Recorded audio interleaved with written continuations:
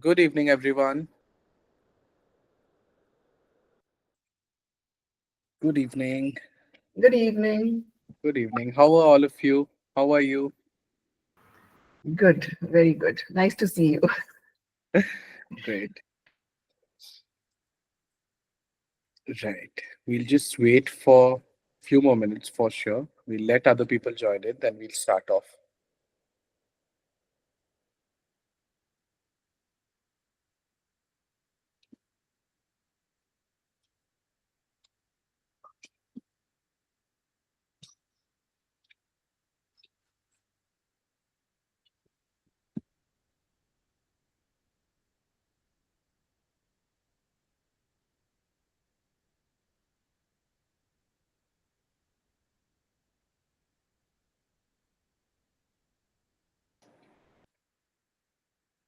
Good evening. Good evening.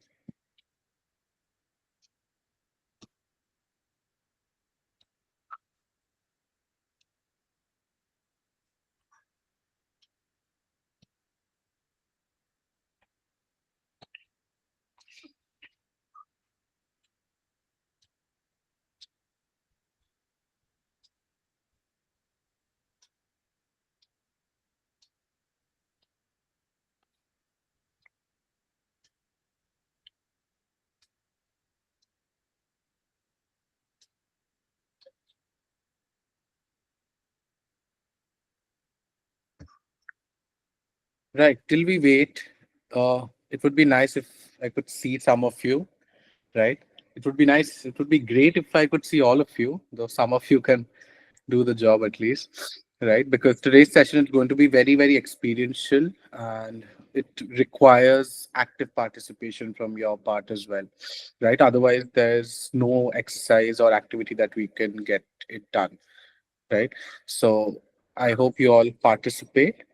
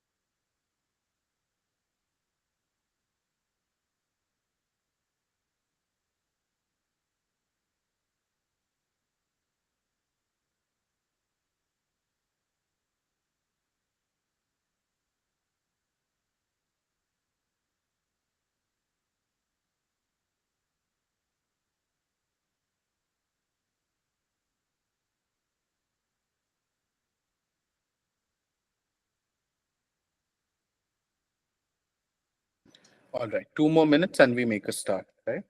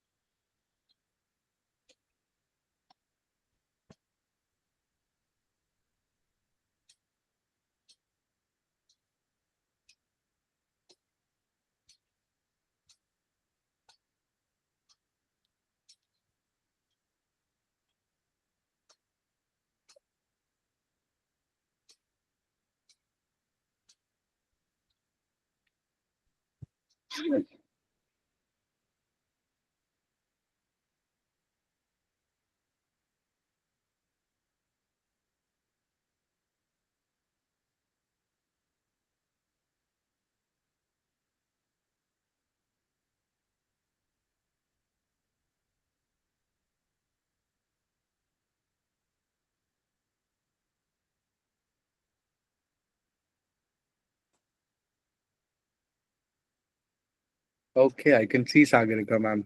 It's so nice to see you, ma'am. Right. Okay, can we have a few more videos on, please? Okay. Sarjana has written, hello, good evening.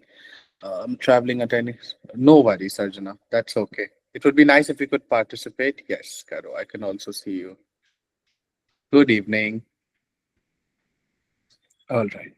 Right. I guess we can make a start, right? A slow start, and eventually people can join in. Tisa, you can let people in as in when they come, right?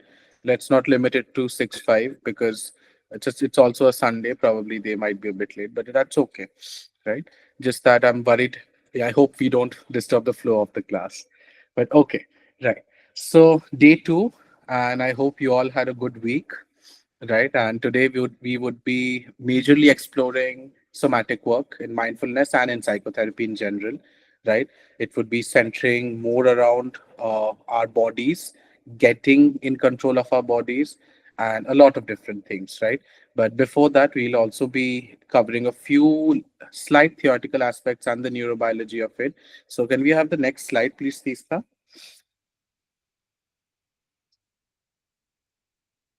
Right. So this is our agenda for today. We'll be starting off with neurobiology, then we'll move to somatic work, then we again have a casework exercise, and then we finally move on to reflections and clinical applications. Right. Okay. Can we have the next slide? Okay. So let's start with first reviewing a little bit of reflections as to our last session that we had, right? Anything that you have been thinking about, any takeaways that you have already applied with your clients or on yourself, right? It would be nice if we could have a little discussion on it. So anyone who would want to go ahead, please.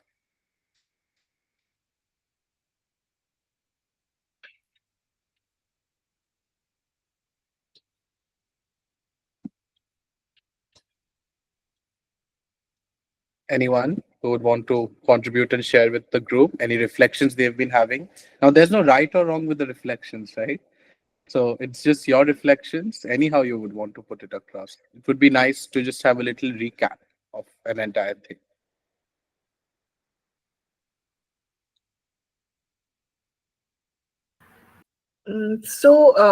At 3 years, I work with children.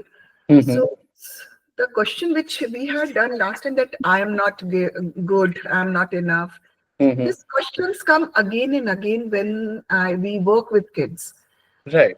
So in one of the school fifth standard student, Mm-hmm. um, he used to look very aloof from the class, never Right. participated in any of the activity. When we asked him, he Mm-hmm. said, I feel that I cannot do this work. Right. I don't understand what you are teaching. I don't understand how to answer. Mm-hmm. So that time I just asked him, do you feel or see your numbers in tests and in exams? You are doing good. Maybe Right. not doing very good, but okay. Right. So the same thing which you told me, that to tell them that this is what you are thinking. Actually, you are not that. Right. So while working with my volunteers also, I just told them this only. Whenever a person or a child comes and tells you, ma'am, I cannot do it. So maybe this is your thinking. Right. Actually, you Correct. are not, you are able to do it. Just little Mm-hmm. push you need.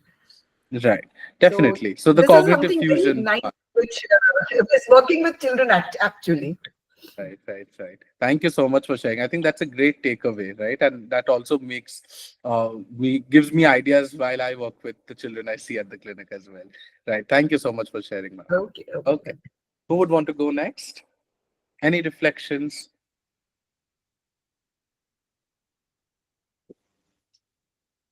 Anything?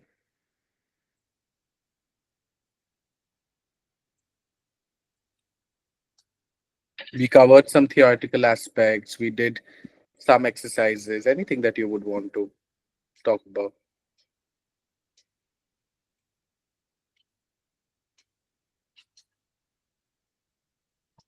Okay. Nevertheless, we'll just move forward and get together as a group as soon as possible, right? Okay. Right. Can we have the next slide, please? Right. So we have decided to start off with neurobiology, right? But the question stands, why do we need to understand neurobiology? Right? Let's say of somatic work, of mindfulness, of any, let's say, particular condition as well, right? Disorder as well. Why do you think we need to have an understanding of the neurobiology or the biology behind it? Right? I would want some answers and some insights as to this.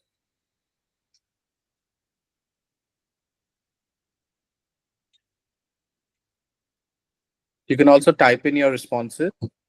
Yes, Ashwin, go ahead, please. Because the psychology is Hmm. basically the study of mind and the brain, and our Right. biological processes are connected to our psychological processes and vice versa. So they Correct. both affect each other. So we need to know the Right. neurobiology. Right. Neurons, basically the working of neurons and brain. Right. Definitely. So, majorly taking the mind body connection part, right? That's very important, right? Correct. Okay. So, I see Aditi's hand raised and Khushi, and then we'll move to Sagrika, ma'am. Yes, Aditi, go ahead, please. Sir, it allows us to see how mindfulness can impact our brain regions. So we Mm-hmm. can, from neurobiology, we can understand which brain parts are involved when we practice mindfulness, and Right. also it helps in the concept of neuroplasticity. Mm. So neurobiology talks about all these concepts, so we can combine both of these and we can understand which parts are involved in mindfulness, and accordingly we can study it. Correct. And also work with clients, right? That's so Yeah, yeah. important, having that neurobiology lens. That's a beautiful insight. Thank you so much, Aditi. Yes, Khushi, go ahead, please. Yeah, so in terms of like the type of self improvement or helping other people improve from their situation and like set up new goals for who they want to be, I Mm-hmm. think it helps us set like realistic expectations, because Right. our bodies will work a certain way. So if we don't understand that in the first place, then some Correct. of our goals can be way too ideal, which is not even possible for a human being to achieve. Right.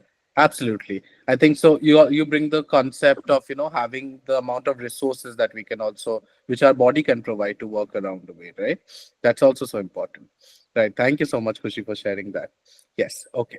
Can we have Sagarika, ma'am? Yes. Go ahead, please. They covered it. What I wanted to say, like Right. I'll just add to it. Like this is a mind and body connection. Our Correct. nervous system is connected. How connected to our actions or our body muscles, and how it works. Right. So, Definitely. So yeah, the I'm real making it. answer. I'm making it in a very simple way. So Hmm. as I work No, with I kids, think I need it that's to a be very very simple. important. Yeah, I think that's also a very important thing. I think the term mind body connection covers the most of it, right? It's very, Yeah, very important for us to understand firstly, and also make our clients understand that it's all related, right? Mental health yeah. and What physical you health think both you are do.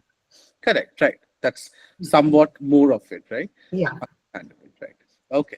Okay, we have another answer from Dhriti. Neurobiology gives us scientific proof of the changes. Yeah, this is also a very important thing. I think let's hold on to this thought and move to our next slide. Can we have the next slide?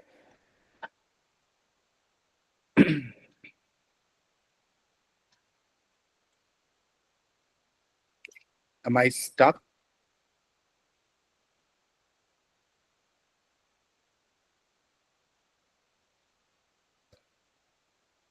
Okay. Am I audible now? Am I like back? Okay, perfect. Right. All right. Yeah. So let's look at research, right? What happens and how mindfulness can change a lot of things at a neurobiological level as well, right? So this is a very simple research design, and I've very much desimplified it, right? So let's say there were a lot of participants who were shown any one stimuli, and I'm talking about stimuli. Let's say imagine a picture, right? Any picture of an anything, right? And just after that, with very few seconds of, not even seconds, milliseconds of gap, another picture was shown, right? And then they moved to a blank screen, right? So what they found was people were able to identify the first picture better than the second picture, right? Because that's what they're calling as the phenomenon of attentional blink, right? So let's say if there's a stimuli in front of you first, and then you have another stimuli again, which is shown to you, you would not be able to identify the second stimuli completely, right? There would be some form of identification that is going to be there, but not a lot of complete identification. Now, this was a design which is before 3 months of mindfulness based training, right? Can we have the next slide again? Right. Now, post 3 months of mindfulness based intervention, what they saw was there was a decrease in the attentional blink. That is, they also able to identify the second stimuli better with time, right? So mindfulness really, what really happens is that they decrease the neural activity which is happening, because again, when you're identifying, you're paying attention, right? You're recognizing there's perception, sensation, all these processes are involved, right?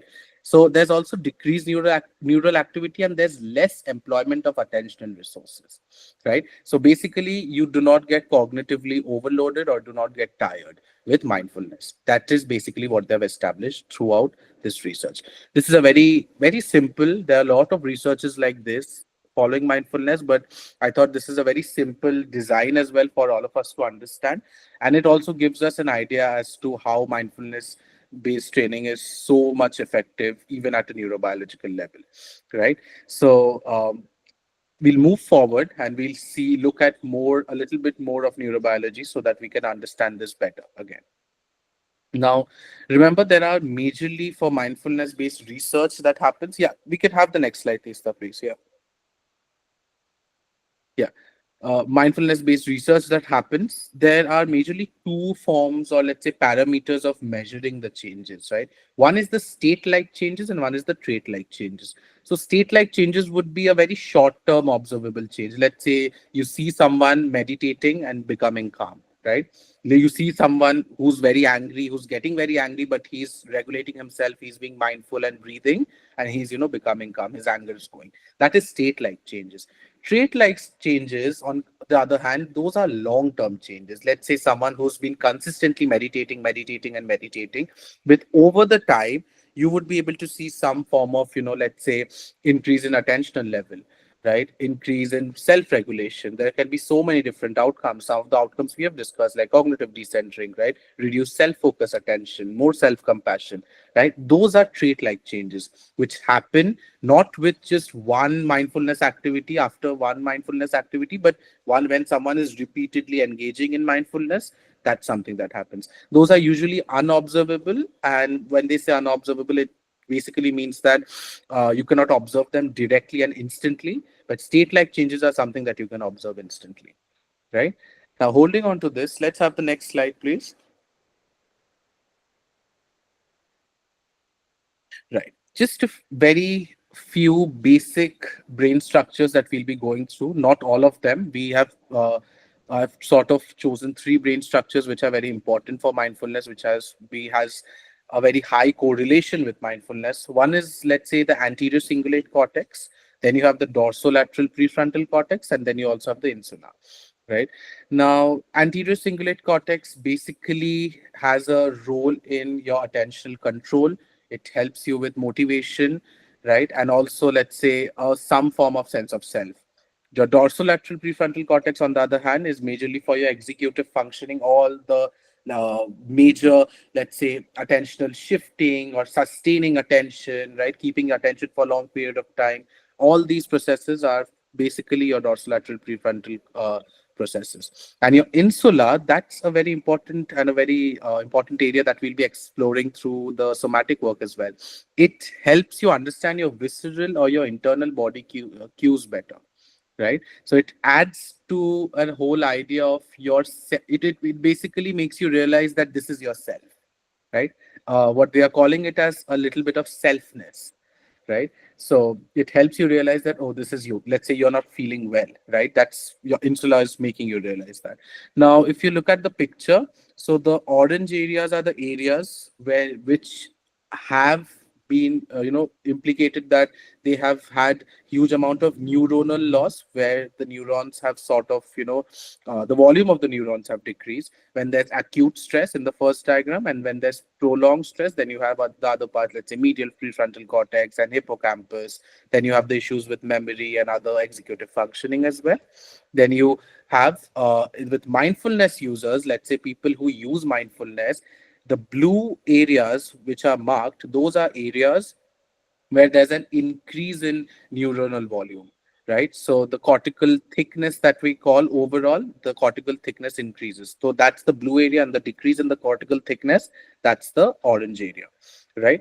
Now, along with that, also remember that again, this is just probably one research paper that's, sort of saying that it does not necessarily always have to be true, because there are a lot of different researchers, a lot of different perspectives that have been coming through. And mindfulness again is one of the topics where I think all of the brain regions have, or some amount of correlation to, right? But these three are very important parts, and we have the next slide and a few points written that we'll be going through.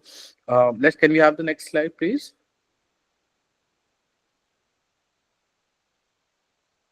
Can we move to the next slide? Yeah. Okay.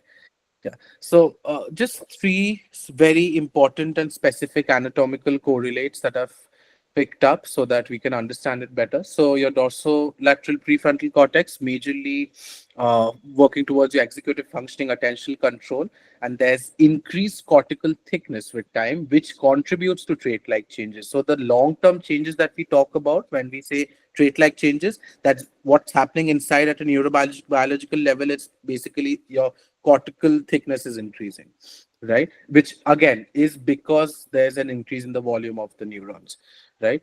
Now, anterior cingulate cortex, integration of attention, motivation, and motor control. There are again two parts, rostral and dorsal. Rostral for more emotionally charged tasks, and dorsal for cognitively charged tasks. So, emotionally charged tasks would be, let's say, you having a conflict with, let's say, your partner or your friend, right? That would qualify as an emotionally charged task. So, when you are mindful, again, your anterior cingulate cortex is active. With, as let's say, your ACC or anterior cingulate cortex cortical thickness increases, you're more mindful when you're engaging in emotionally charged tasks. Similarly, with cognitively charged tasks, could be, let's say, this is a cognitively charged task, right? What you're doing is, we all are trying to understand something, or let's say when you're studying or working, that's a cognitively charged task, right? So again, with the increase in cortical thickness, mindfulness comes in through.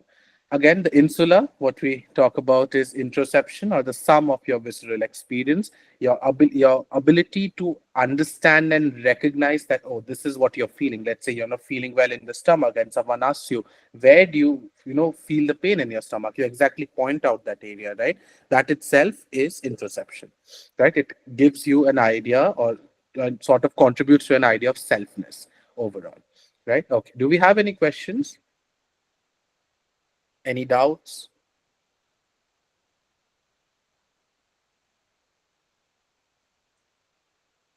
Any questions, any doubts that you would want to clarify? Right? Okay. So this was a very basic understanding. There are a lot of papers that I can send, right? Just for all of us to go through. But what we will be going through right now, that can be a very important thing and has a lot of more therapeutic applications to it, right? Can we have the next slide, please? Hmm. Now, this is an important concept. This is something that we call as the window of tolerance, right? Now, first, I would want all of you to just look at the diagram, take a minute and look at the diagram and just understand what the diagram is saying. Just you read through the diagram.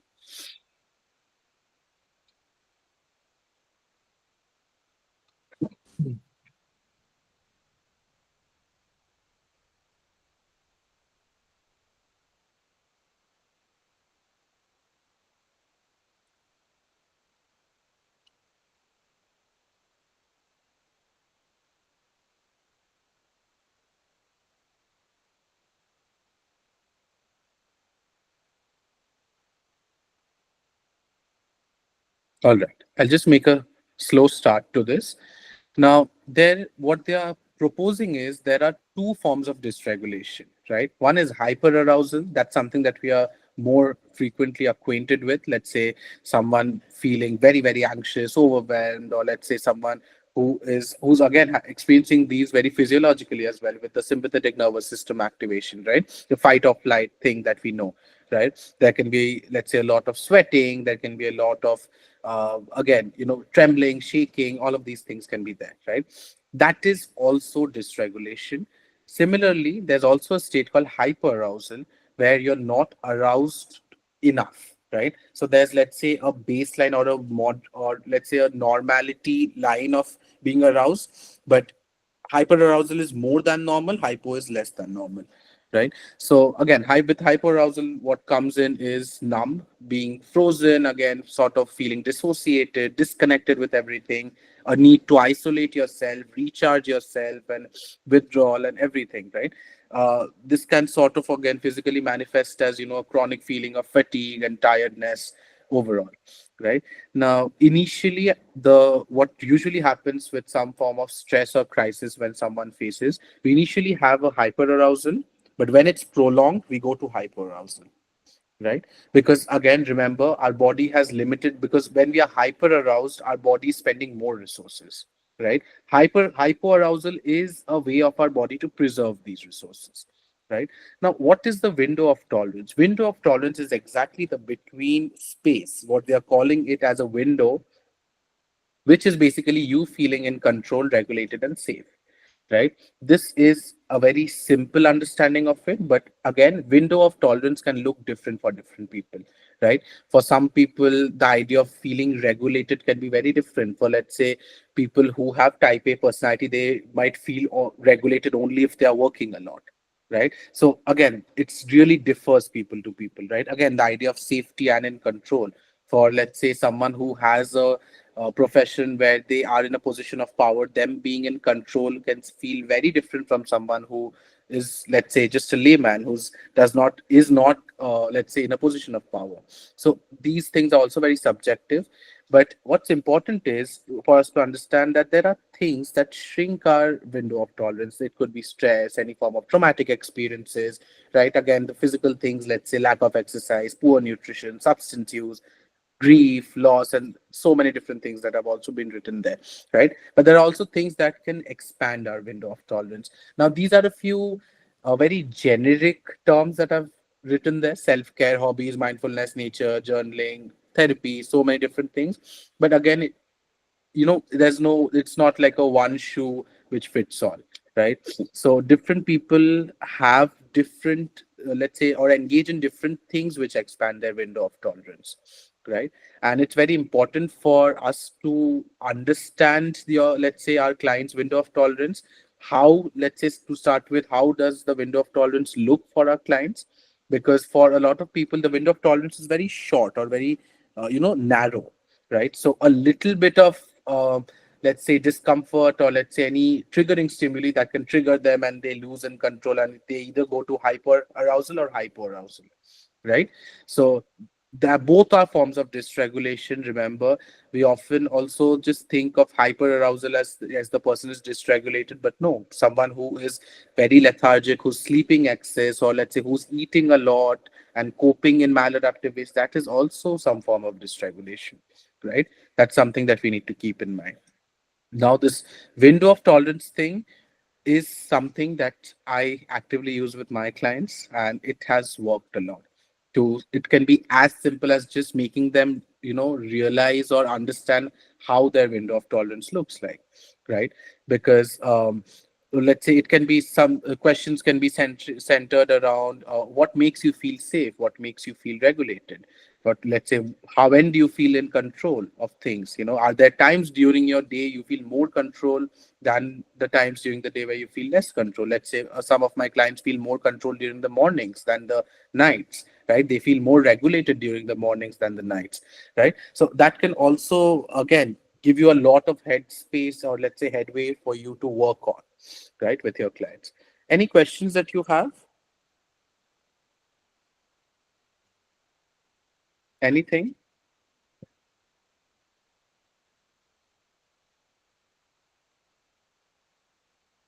Okay, is my video coming and going? Is it that? Okay, I just realized because I just saw that. All right, right. Okay, what happened to the PPT? Wait, there must be some network issue. I'm checking. Wait. All right, all right, all right, sure. Yeah, okay. But any reflections on the window of tolerance thing?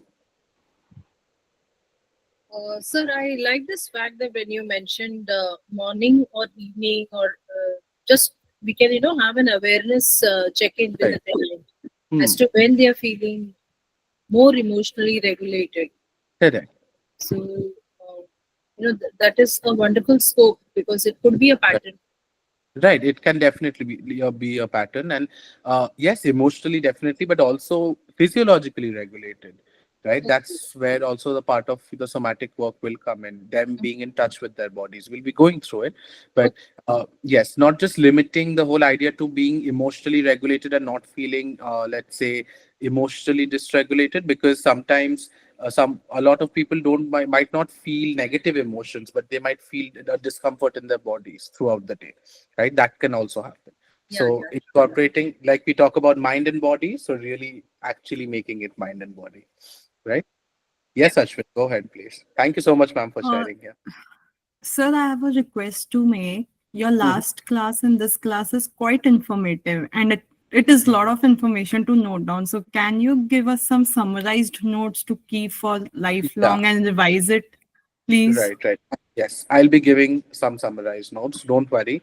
But the Thank you, experiential sir. exercises, Ashwin, that we'll be doing through, I don't think there's no notes for that. Once you do it, you'll Yes, understand, right? yes. But Theory a part little I bit need. theory Yes. part. For the bio, I would be sending articles for sure, because there's a lot of research articles that you can go through. But the window of tolerance and the cognitive decentering and the fusion and everything that we covered, yes, I'll be sending it notes. Thank you Right, so I'll much, need sir. some time, but I'll send it for sure. Right, okay. All right. All right. So let's just move forward and take a look at the neurobiological, counterpart of it. Right? Can we have the next slide? Yes. Okay.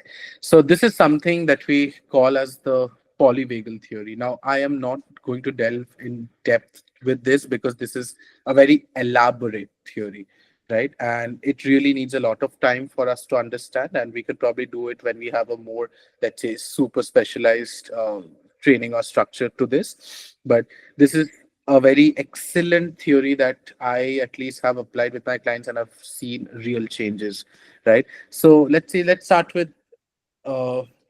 let's start with the arrow rather, right? So again, on the top it's hyper and on the below it's hypo. So the hyperarousal structure that we have in our nervous system is the sympathetic autonomic nervous system. That's something that we know, right? So let's say, let's read it through. Activates in response to perceived or real threats, mobilizing energy through increased heart rate, blood pressure, and adrenaline, which can lead to anxiety, hypervigilance, or aggression if prolonged, right? So remember, from diaphragm and up, all the processes are elevated, and from diaphragm and below, all the processes are sort of suppressed. This is a basic rule that you can just keep in mind. But this leads to sort of your hyperarousal that we talk about, right? There's some excess amount of, let's say, some form of increased amount of physiological changes that have been happening, which is leading to, again, anxiety, hypervigilance, or aggression, and so many different things that you can see. Now, following this, you have the ventral vagal system. Now, this is the window of tolerance. This system is associated with your safety, connection, calmness. It activates when we feel secure, facilitating social bonding, communication, and regulating facial expressions, vocal tone, and listening.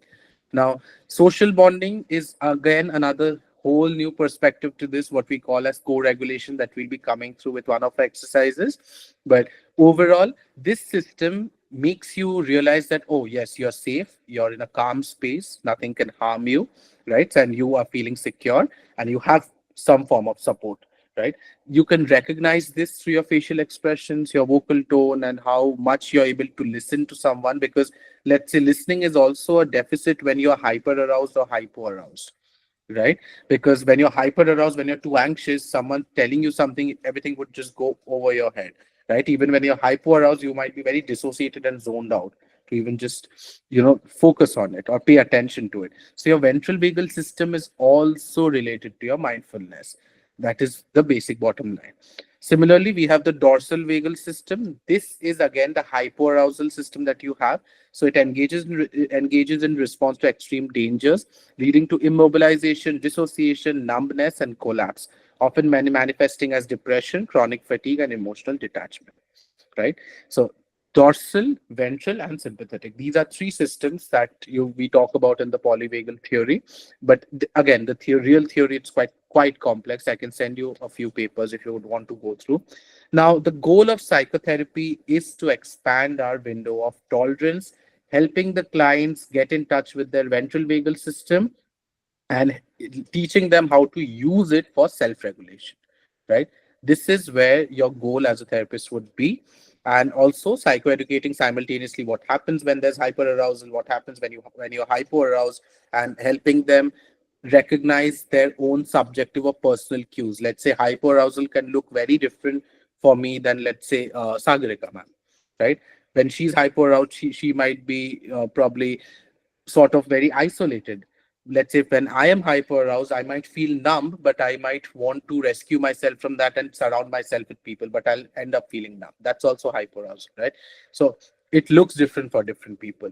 It's very important that we as therapists, we first recognize and help the clients recognize this, right? So the minute, let's say, they are hyper aroused or hyper aroused, it's almost in their mind like, oh, I'm recognizing that this is happening. So I'm hyper aroused, right? So I should sort of calm down. I should do this to feel more safe and regulated, right? This is also a very important part of mindfulness that comes through with all of the other specific techniques that we talk about, right? Okay. Any questions? All right. Let's move to the next slide.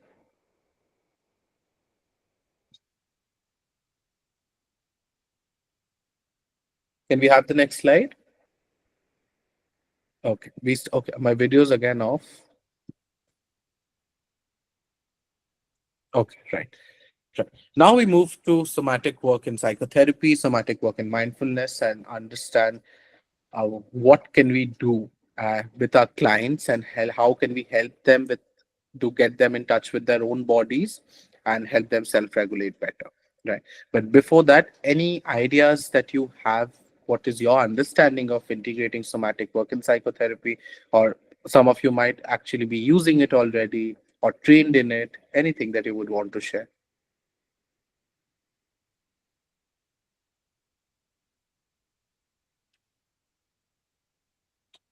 Anything?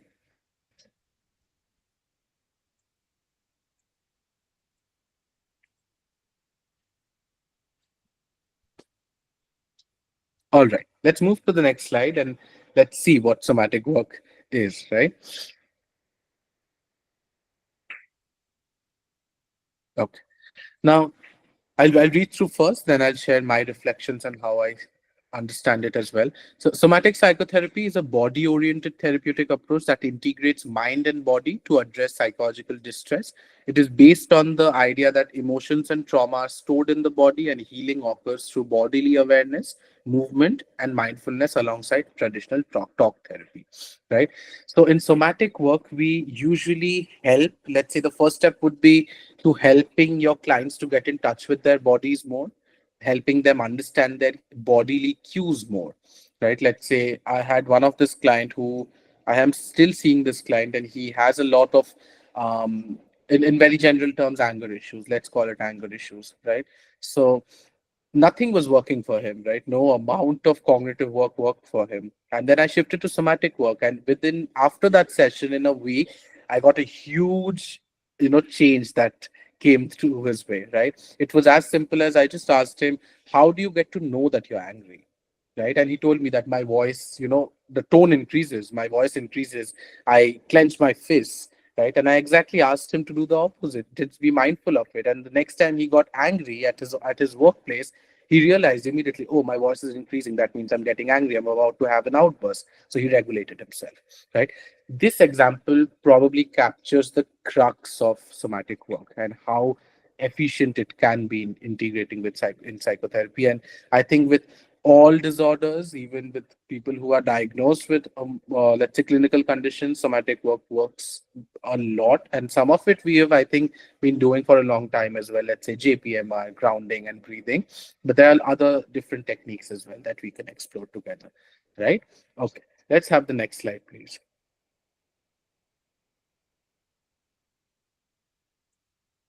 Okay, can we move to the next slide? Right. Now, somatic work works in on the basis of one principle, that is the principle of reciprocal inhibition. Now, can who can tell me what is the principle of reciprocal inhibition? I'm sure some of us might have studied it already.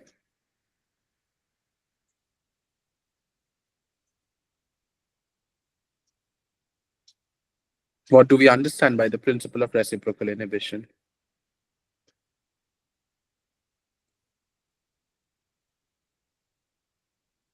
Yes, Aditi, go ahead, please. So it is used in systematic desensitization, Mm-hmm. wherein we pair relaxation uh, with the anxiety in order to make an association between the two. So, uh, yeah.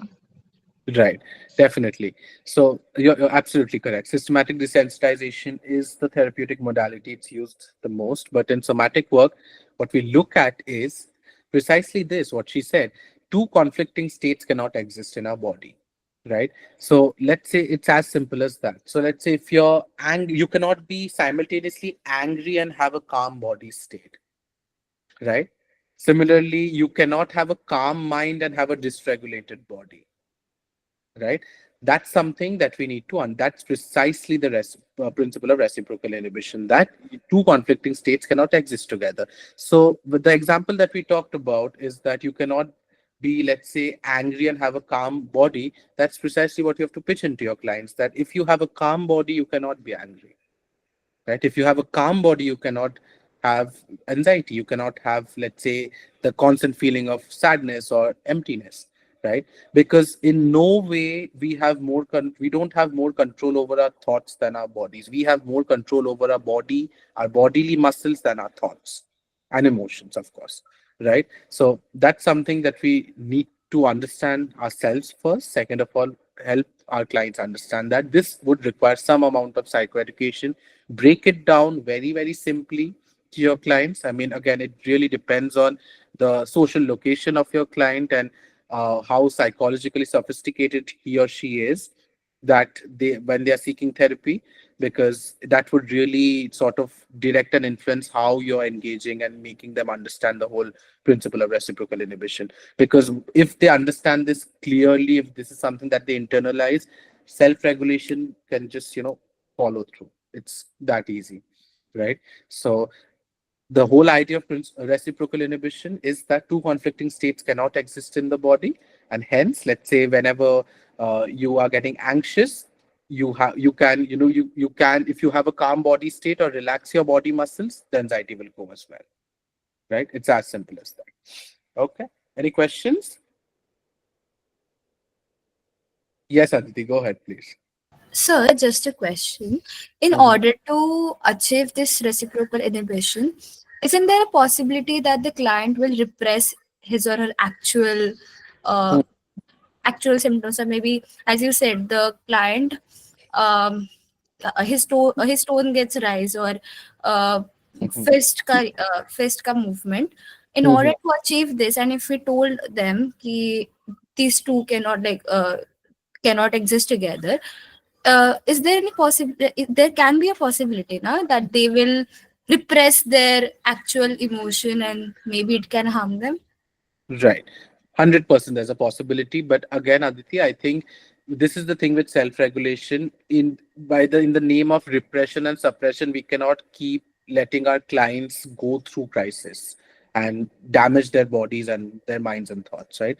It has to be both, so that they don't repress therapies there, right? That's something that we need to work on as a therapist, that we are centering. So let's say, let me give you an example of my client whom dealing with anger. So with time, we found out that the anger that's coming through, it's stemming from a lack of being feeling respect, not feeling respected enough, not feeling heard enough, not feeling understood enough by people, right? And the situations there where he got angry, this, let's say, these were the common situations what we saw, right? Now that is something that I am working with, or with him directly, so that the repression and the suppression that's happening, it does not go away. Yes, it's important to sit with our feelings at times, but I think it's quite unfair for me to tell my clients who are, let's say, working 9 to 5, that yes, if you feel sad when you're in the office, you should sit with your feelings, right? It cannot work like that. That's also an important part. But yes, repression and suppression is something that can possibly happen for sure, right? But thank you so much for bringing that. Do you understand it better? Do you think Yes, that you've got the answer? yes. Okay, Aditi. Thank you. Right, right. Yes, Aditi, go ahead. Just to add on, what I can understand, or if I can say that these techniques can work as a superficial, it has the superficial effect, and then when it is time to touch the roots, we use the other techniques or other therapy, as you just mentioned. Definitely. That's also right. These are majorly of crisis management. So let's say if someone really has the luxury and the time of sitting with their feelings, I would always ask them to do so, right? But I think most people, as you know, since we are working and everything, we don't have the time to, sit with their feelings and process it, right? It would be both can happen simultaneously, yes. But again, in crisis situations, it's very important that we are in control, right? That's a fact. We need to feel safe and regulated at that point of time to function effectively. That will otherwise, decrease our functionality overall if we just keep pitching in the idea that no, you have to sit with your feelings and feel your feelings and feel your feelings. That's going to go in a long term state and sort of decrease their functionality, because they are just centering around feeling their feelings. We are not teaching them how to self regulate themselves, right? And life will eventually throw some or other challenges, right? And they have to be, sort of regulate themselves. So that's unavoidable, right? So that's the whole idea. But I think that's a very interesting question that we got today, right? Okay, any more questions that we have? Any reflections, anything that someone would want to add to this?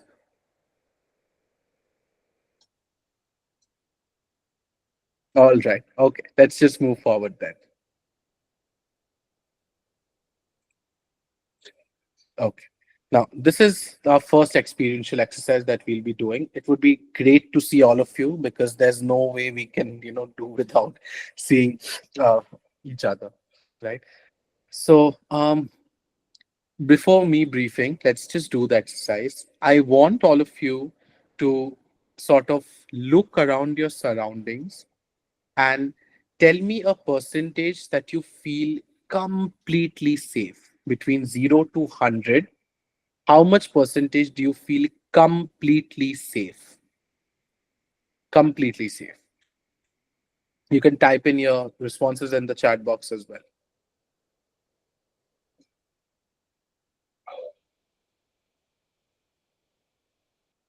Okay.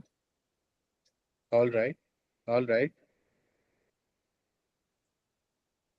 Can we have some more responses? 95, 80, 70, 90, 95, 80. Okay. All right. All right. Right. Okay. So we have quite a varied response. We have also got 100%, Ashwin. I think congratulations, Ashwin, that you feel 100% safe at least, right?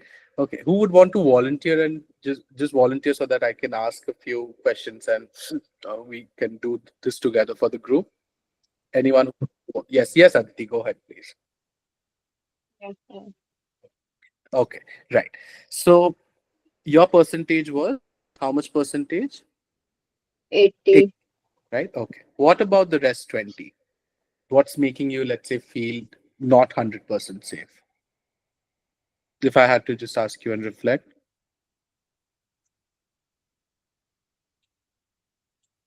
Uh, so there's something that is going on, and I'm just scared if my parents would come and ask me about it. Hmm. Okay, Yeah. right. So you're scared that there's a possibility of something that might happen, right? That they would come and ask me about it. Okay, right. It might happen that they Might might happen. come and ask you, right? Precisely. And this is, I think, the crux of what we did today. And this is how our brain keeps continuing perceiving threats even when there's no real threat around us, right? This is what we call as perceiving the imagined threat compared to real threat? Let's say when, But yeah. Mm-hmm. but I know that not today, but tomorrow they will, because Okay. they have to. Huh. Okay. Yeah. So you know tomorrow they will, right? But not today. But you still don't feel 100% safe today. Not sure. In coming these days, they will, and unless and until I'm done answering the question, I feel a Right. little anxious till then. Correct. So is it that Aditi, you're not sure, you're not sure that when they are going to ask you the question? Yeah, that, and what will I answer? How will they react? Right. Uh, Correct. all of That, it. right. So you're not sure when they are going to ask you the question, and that's not making you also feel safe completely right now, right? Yeah, That's again yeah. another thing, right? So there's a continuous perceiving of threat that happens, right? Even when we are at places where we feel safe. And I do this with my, and I think these are pretty good numbers, 80, 75, 90. And I've seen, I mean, quite low numbers. Even one of my clients have told me 0%, right? This is what happens when we hold on to painful past learning, right? So a very basic understanding of it would be that something during the past was really threatening to us. There was a real threat during our past. Right now, we are holding on to that threat. It's difficult for our brain to separate that, no, that has gone, right? We are still perceiving threats when there is no threat. That's why we feel more tired during the day as well, throughout, after, an entire day, even after, let's say, having a relaxing day, some of the days, right? This is also because our body is in a constant state of hypervigilance, right? It is a protective mechanism, yes, but when it can also be unhelpful, right? That's something that we need to acknowledge, right? Okay. Anyone else who would want to volunteer? Yes, Tanvi, go ahead, please. Hi. Yes. Hi, Tanvi. Yeah. So, So, yeah, the same question. Your percentage was 80. 80. Okay. What about the rest 20? I have a paper tomorrow, so Mm-hmm. that's one thing. And then Right. I'm a little uncertain about the future. What am I have like supposed to do after the course gets over? So a little bit of that. Yeah. Right. Definitely. So see, it was my question was so simple to all of you that look around yourself and tell me how much percentage safe that you feel, but you all are sort of living in the future as well, right? So this is precisely the crux of when what happens when we become some sort of unmindful. But yeah, I'm also that. Trust me, I'm. Don't think of me as someone who's always mindful, right? I also sometimes live in the future, live in the past. That happens to most of us, right? But even I would also want. But thank you so much for sharing, Tanvi. And I would want to ask Ashwin, what about you? I mean, you felt 100% safe. How could you recognize that? Can you share it with the Because, group? yes, presently I'm at my home in my room, so I'm very much in my safe zone. This is my Right. safe zone, my comfort zone. And I am right now just focusing on your class. I'm not thinking about past or present. Just here Mhm. because your classes are so informative and they are so fast that I have to put all my attention here. So nothing Right. past or future Right. going on right now in my Right. mind. No, see, at least probably that's a way of being mindful as well, right? Paying attention. So see, it all also comes down to mindfulness, right? So, but this is a real problem with, I think, since I work with trauma, people who have a history of trauma, it's very, very difficult for them to separate the past and the present. Let's say people who have survived some form of abuse, be it emotional abuse, verbal abuse, sexual abuse, physical abuse. It's very difficult for their brain and mind to separate that right now there's no real threat. It was all there in the past. Right now that the person is safe, it's very, very difficult for them to believe it, right? And this is a beautiful way that where you can make your clients realize that what they are doing to, let's say, their body when while being continuously hyper aroused, or let's say hyper vigilant, or let's say even hypo aroused, they are form of dysregulated because they are continuously perceiving threats even if they are not there. Another form how this manifests is that I've seen with my clients is that they often continuously feel attacked, right? Even let's say uh, one of the client's parents asked my client that ये चीज जो तुमने बोला था वो कब होगा, something as simple, yeah, tum kab karne wali ho, right? And my client instantly felt very attacked, right? But there was no real threat. Still, her brain perceived threat. This is a huge unlearning that I think we have to do as therapists for sure, but our clients also have to do, right? Then there's a lot of scope for hijacking our ventral vagal system, in expanding our window of tolerance, the concepts that we talk about, and also mindfulness and overall self-regulation, right? Okay. Any questions that we move before we move forward? Yes, Kamakshi, ma'am. Go ahead, please. Is this specifically related to trauma? Not necessarily. This can be with depression, anxiety, or neurotic cases as Because when the client is the rapport is established well, the well. client is in a position to receive more. We Mhm, do give them these goals. Basically, they are sub goals going mhm, forward towards, for example, small bit of start going out to cafe with your friends. So, mhm, mhm. would it be right if we can give them a time frame there, or would it trigger their anxiety even more? Time frame in the sense, I did not get your question. I'm so sorry. So when we ask them that Mhm. when would you start socializing, or when would you like to go for a cup of coffee to the Right, nearest cafe? Perhaps the client is just not moving out of the house; they're right, socializing. So right. if the client responds, "Okay, I'll try this in 2 weeks' time," so Mhm. is that an okay thing to do? Or, I think again the 2 weeks thing. I mean, if that's a goal, let's probably we could understand by why so specific 2 weeks, right? I uh-huh. mean, that's something that comes to my mind. But yes, it can also be because of the threat perception thing, right? Because if it can be very specifically for people who have social anxiety, this is something that's very common. They continuously, perceive threat. And when I say threat, don't, always, let's say, think of like real someone threatening you, but it can be the classic symptom of, people judging me or me feel, doing something embarrassing, right? That can also sort of come as a threat. Yeah, that can be there. So making them realize that this is different and this is not the same thing as, let's say, probably there might be some times or in the past that where they have felt, judged, or where they were, really felt embarrassed, but that's all in the past. It's not right now, right? So for we need to help them segregate that in their brain overall, right? Okay. Okay, all right. Thank you so much. Yes, Khushi, go ahead, please. Yeah, in my case, mine was like 70% because Mm. I am a little sick right now. I think you can tell by my voice. I Okay. had fever for like the past 2 days. I don't Mm. have any fever today, but I still have like cold and congestion and Right. stuff. But my Mhm. main issue, like when I thought of when you asked the question, like why not that 30%, I asked myself that and I was like, it's because I have a lot of health anxiety.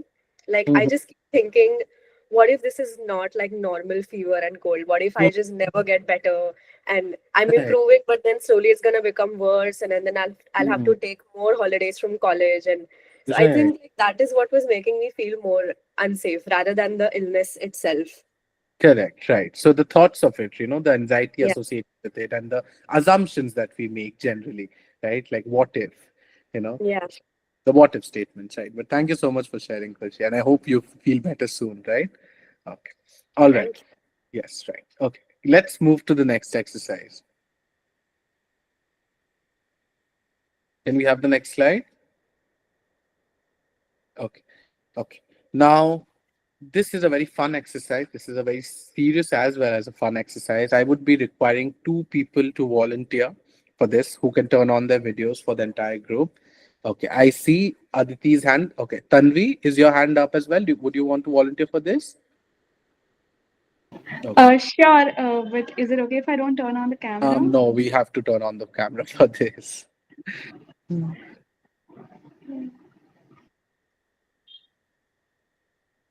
Okay. Otherwise, Dhriti has also raised her hand. Let us know, Tanvi. We are Yeah, taking. Dhruti can go ahead. Yeah, sure. Okay, right. Okay. Dhriti and Aditi, can we see both of you? Okay, right. Okay. Is there a way that I can pin? Okay. Uh, sorry. Okay. Can you all pin Dhriti and Aditi on your screens individually from your laptop so that you both can see Right? Okay, great. Now, the exercise goes like this is a non-verbal exercise, right?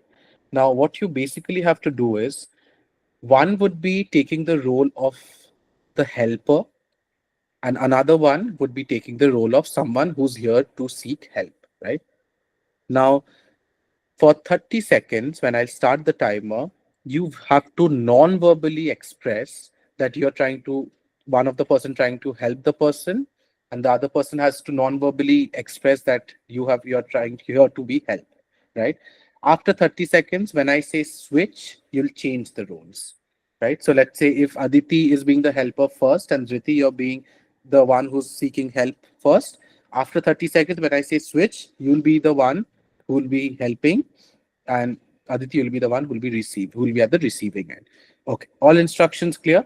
Now for the rest of the class, what you really need to do is be extremely good observers for this and observe anything and everything that you see, right? And I would want some reflections from all of you, right? Okay, Dhriti, you can raise your hand. Yeah, that can work. All right. Okay, so who would want to be the helper first? Dhriti? Okay. So Dhriti, you'll be the helper and Aditi you'll be at the receiving end first, right? Remember, you just have no words, you just have to non-verbally express. It would be nice if you could unmute your video so that there's a bit of touch, but no words, but non-verbally express and look at each other.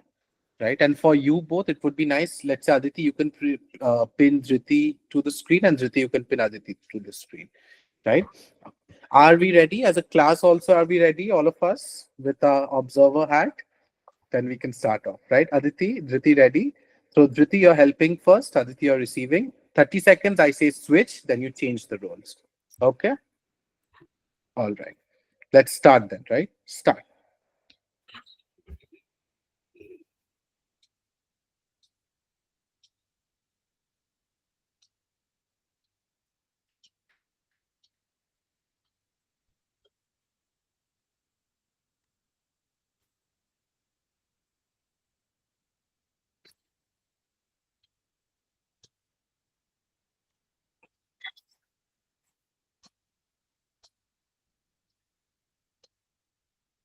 And switch.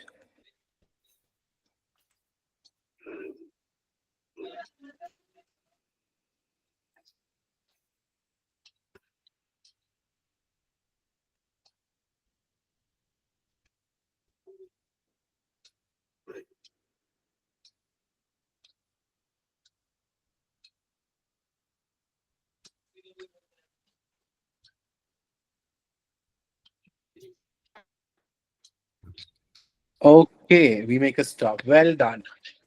I mean, we should give a clap to both of them. That's a great thing that we did, right? Okay. Right. Now reflections. Let's come to reflections. Okay. We'll start with Dhriti. Which My question would be, which role was more difficult for you to take on?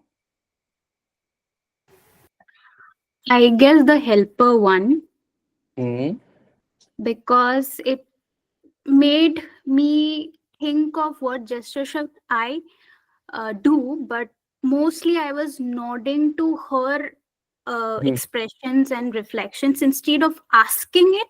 I just allowed her to do all the expressions so that I can guess it that acha, okay, that you need something. But I did not ask any, just like she did it, I did not ask any questions for say, but I Hmm. just kept on nodding, like you can come up whenever you want to. That's Hmm. your pace and your choice whenever you are ready. I know No. that you need help, but there's a thing called asking for help. So that Hmm. was your choice whenever you want to come and ask for that help.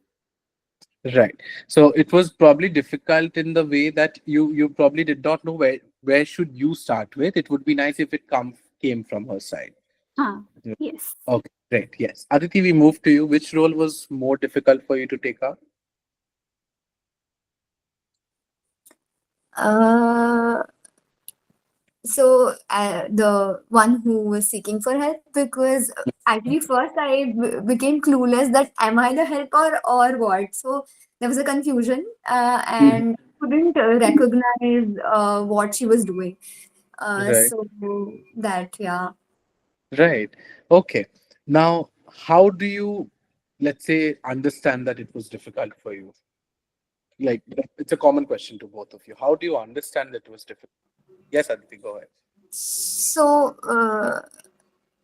actually I couldn't understand what to say, because there were no as such expressions Mm-hmm. from her end. Even as she mentions that she was nodding, but I couldn't get it that it was a nod. Mm-hmm. So that, yeah. Right. Okay, great. And Aditi? So even in the first go, maybe it was not, we both were not clear, and like Mm-hmm. what which thing to start first. Mm-hmm. I did understand that I need to be the helper, but I could not understand how to start it. Uh, Right. yeah. Okay, that's great. That's great reflections. I think you did both did a good job. And again, nonverbal, communication necessarily does not have to involve a lot of hand movements. I saw Aditi using hand movement. That's a great thing, right? But I think Aditi, that's also okay if we don't use hand movements, right? When I did this exercise for the first time, okay, I'll tell about this later. I don't want to share this right now, but let's hear the few observations first, right? What did we observe as a group, as a class?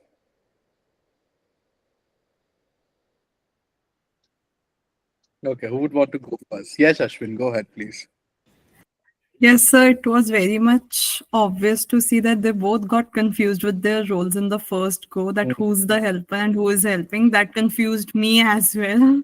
Right, And yes, in first set, there were less of expressions and clear communication, not non-verbal clear communication. right. Okay, correct. Yes, Sagrika ma'am, go ahead. Yeah, maybe on a first go, they were Mm-hmm. little confused, but still I can make out Dhriti was very having a very calm and very Hmm. welcoming gesture. Right. Like she's ready to hear Hmm. what she said. She doesn't want to interrupt. She doesn't want to ask questions. So I really am happy to see that, because maybe asking question from her side can disturb the client and or the person who is Good. there to help, for getting Good. help. Right. So that is very good from Diti's. But in a Mm-hmm. second, Aditi was doing a very good job, because if Mm-hmm. your client is not opening with you, then you Mm-hmm. need to ask some questions to them, or maybe some general chit chat with them to bring them up Right. to like, the to break the wall between them. So Correct. good, both of you. Right. Thank you so much for sharing your reflections. I would agree as well. Yes. Yes. Okay. How do I pronounce your name? Is it Caro? Caro, yes. Yes. Okay. Yes. Go ahead, please. So actually for me, it was the opposite. So Diti, I thought I saw at one point she clicked her pen. So Mm-hmm. so that I thought was like a way of her Mm-hmm. maybe running out of patience, or just trying, like, okay, when is the next going to happen? Mm-hmm. So I thought she was like waiting, a bit anxious, like what's is something going to come from the other end or not? Correct. So so I didn't get that. I mean, maybe she was calm, but also a bit of this is Okay. what I Right. understood. Perfect. Great. Okay. Anyone else who would want to share? Then I can also share my reflections. Okay, I'll just share, right? I think you both of you did a great job. And I don't believe that, let's say, you have to have some hand gestures for it. But I think it's so very true when Aditi says that it was more difficult for her to be in the position at the receiving end, because the minute I said switch, she could be so open and use her hand and, be so much free, right? Similarly for Dhriti as well, it was difficult for you to be the helper, right? I saw even your hand, right, with the pen thing, right? That also caught my eye. You were sort of anxiously waiting. You were in anticipation of, oh, am I probably doing something wrong? Is it like, what should I do to make this better, right? There was always that state, right? But again, when you were in the at the receiving end, you were quite, again, you could respond to a hand gestures as well, right? Sort of. So see, that's precisely again the whole point of holding on to painful past learning, right? When I did this exercise, it was difficult for me to be at the receiving end, right? I could not be the helpy. It was very difficult. I was so uncomfortable. I could, sort of also feel my bodily sensations overall, right?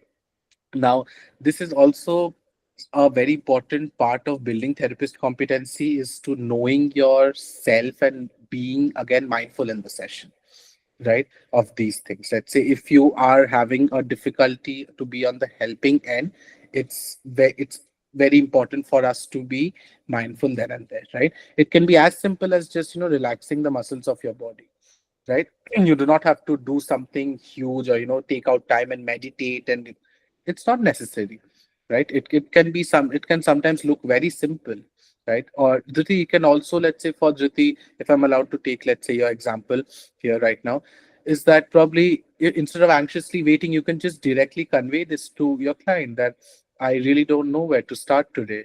Do you think you have a place that you would want to start off with? That can do the job, right? It's as simple as that, right? So this is again a very important thing. This is also somewhere that I also pitch in the somatic, a few exercises as therapists that we can practice, is to just focus on the areas of our bodies that are feeling tight and just sort of relaxing the muscles of it, right? And trust me, it's a savior. It's a savior, and I'm saying it's a savior because it has sort of saved me, because there have been days where I've been seeing 5 clients, 6 clients, all of them have a history of trauma. It is a very taxing job, right? And before this, when I would did not sort of achieve self-regulation during in my session, it became very difficult, very very taxing. It almost like made me sort of lose my ability to have human interaction after the end of the day, right? So that's something that I've also tried to build with time. Yes, Kamakshi ma'am, go ahead, please. Uh, Atri sir, I was just wondering, what would be the right response when the client tells you something that's really, really shocking? Okay, Mm-hmm. something like bizarre. Yeah, even there are, if I may use the word, if it is even abuse, there are different categories in abuse, right? Right. Or it could be one of my clients had mentioned that I have found out that my mom is a lesbian. Right. And what are the right words during that time? Because frankly, I was pretty shocked. Okay, Hmm. I Yeah. am a good actress, so I could mask my emotions, and there was a Mhm. formal nod and how to go Hmm. about. Right. Yeah. And I would first say that I don't think there's any one right reaction that we can give, because again, what I've realized is that, let's say, even if two people who have gone through sexual abuse, their experiences are very, very different. So Very it really depends on how your client narrates it and where does the client stop. But I think a good way, let's say, something that I do is that I try using congruence and genuinity there, right? I just say that I really, let's say, one of the statements I remember that I made that day to my client is that I'm not going to pretend that I understand this, and because I really don't understand, and I possibly can never understand what you went through, yeah. right? So That the could, so right? the client also may appreciate our honesty. Right, definitely. Because also when we, talk about the masking of emotions, how I see therapy, I don't feel it's very important for us to mask our emotions, because we are also humans at the end of the day. That will help us connect with us more. That really helps us building the rapport more, right? And probably after hearing this line, my client was in tears, right? And she told me probably for the first time in my life, I felt understood when someone said that I don't understand you, right? Okay. So Okay. these can be very little breakthroughs that can come through, right? No, but But there has been situations where my friend psychologists have also received the feedback that you are the therapist is perhaps showing too much of vulnerability. Mhm. This all generally happens with very young Right, clients. right, yeah. Again, it all really depends on, let's say, I usually do not encourage a lot of transference in my therapy sessions, right? So Mm. that comment from a client can come from also, some form of transference to the therapist with with an authority figure, right? So it can get difficult. Let's say when let's say me as a client, I'm seeing my therapist as an authority figure, and then my therapist is becoming vulnerable. That will be so shocking for me. That how can my therapist be vulnerable? She's an authority figure, right? So I do not encourage transfer. These can happen because of a lot of reasons, right? But it's really tricky, sometimes it can be as simple as using silence, right? It's not necessary that we need to always fill in those spaces. Sometimes there have also been, let's say, after my clients have narrated, I've told them that I think I really need a minute or two to, sort of process this and think about it, because I don't want to give you a half-baked understanding of it. I really want to be honest with you, and I really want to give you a complete understanding of it while thinking it through, right? And they have encouraged it. It really depends client to client. This is the thing with therapy. There's really no one shoe. Thank you. Right? Thank you so much for bringing that question. Okay, can we have the next slide?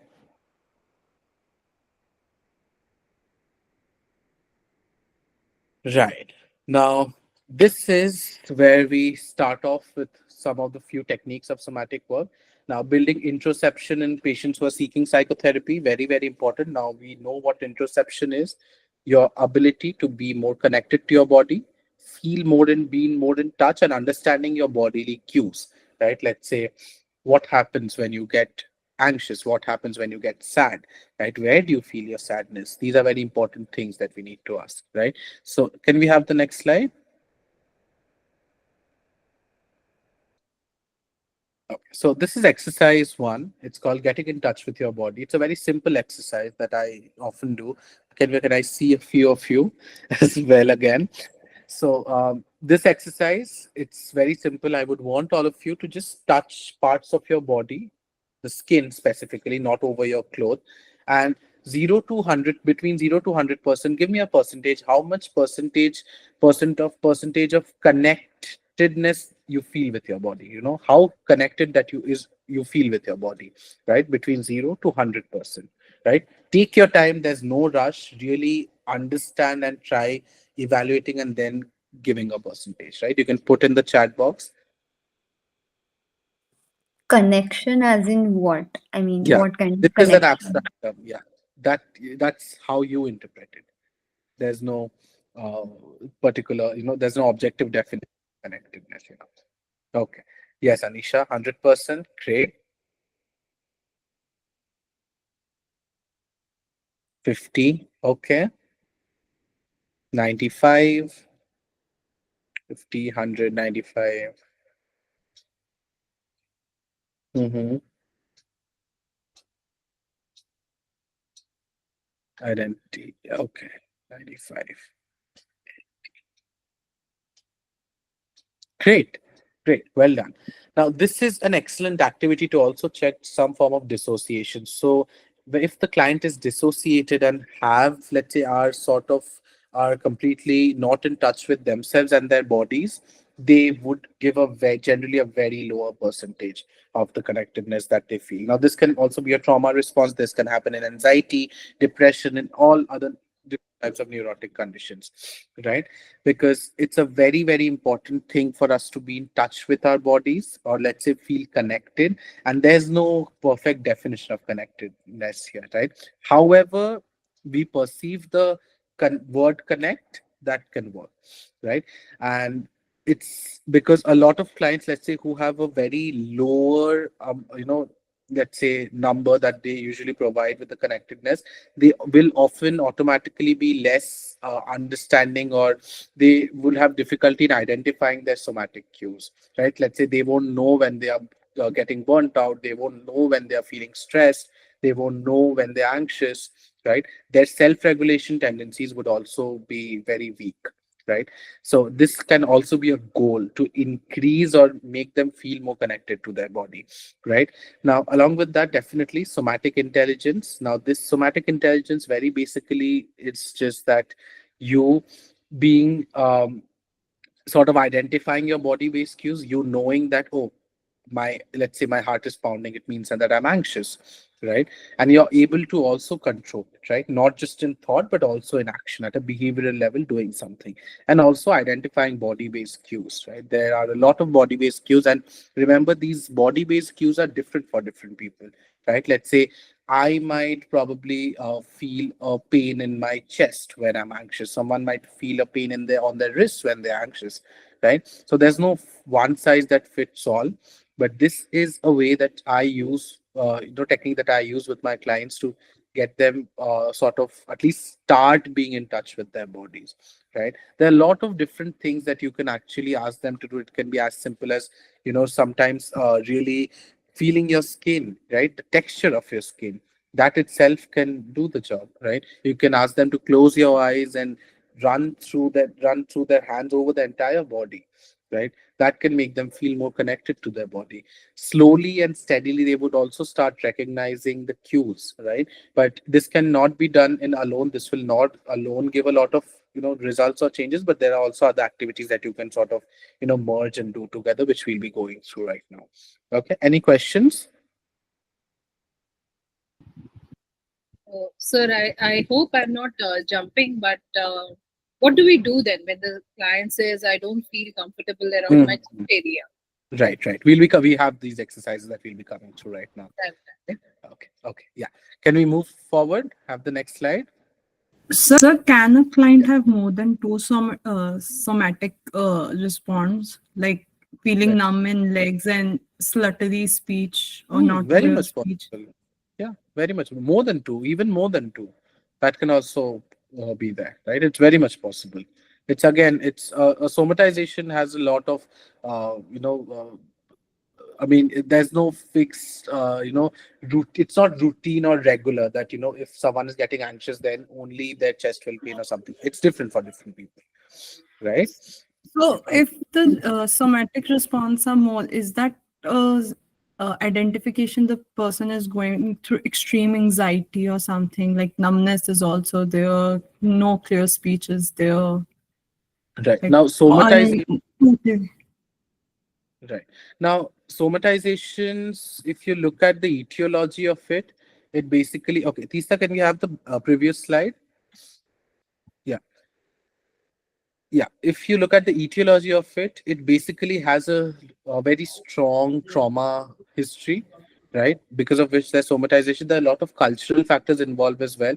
So even if you look at the psychodynamic or the psychoanalytical explanations of it, what they say is that when there's lack of catharsis, when they are not able to vent out or talk about their feelings, it gets manifested as physical symptoms, right? And again, physical symptoms have symbolic meaning as well, right? Let's say a student's right hand paining before their exam is sort of again very symbolic of the exam anxiety and everything, right? So I won't say it would definitely hint that there is some form of anxiety, but if there's numbness and these other symptoms, yeah, that can be some form of chronic stress or let's say complex trauma that can be there, right? But it can also just be somatization as well, right? It gets very much because there's also genetic correlation with somatization, right? So it's not trauma is not a mandatory thing to that it has to be there for somatization, right? Thank you, sir. Okay, yeah, sure. Okay, we'll move to the next slide. And yeah, right. Now, this is the activity that would help you sort of answer the previous question, right? Exploring safety and unsafety. Now, I would want all of you to just, I hope you all are in a safe space and where you can, sit and feel comfortable. I would want all of you to close your eyes and just follow my voice and nothing else. Um, Start with taking deep breaths in from your nose and out from your mouth.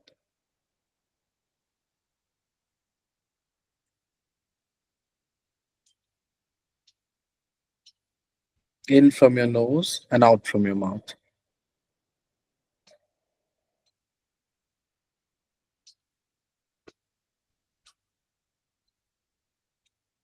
Put all your attention to your lungs. and feel it expanding and contracting.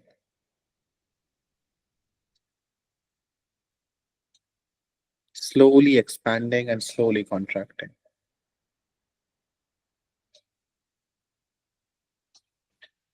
Right. Now, I would want all of you to scan your body from your head to toe and identify parts of your body where you feel unsafe.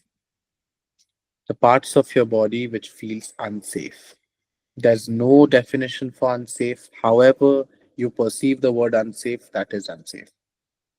Right? Scan your body from your head to toe and identify parts of your body which feels unsafe.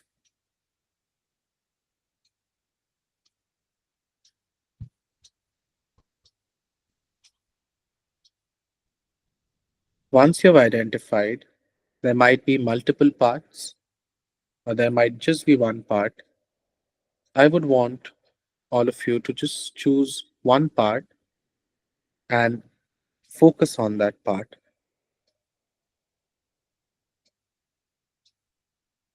Try identifying the feeling and form a mental image of it.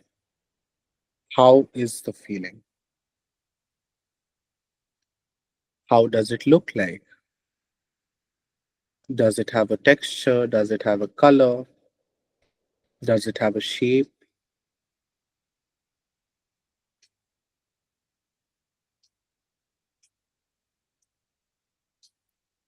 Once you're done with forming the mental image, slowly and steadily, take your time.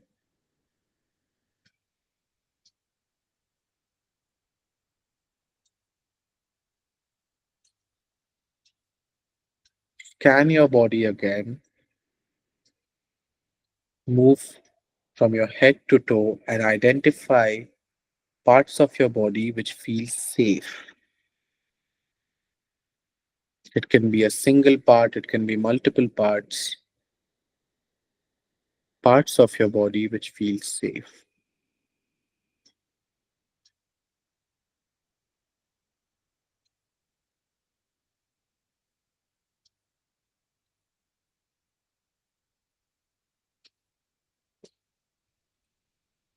Great. Once you're done with that, again focus on the feeling. Try forming a mental image of it.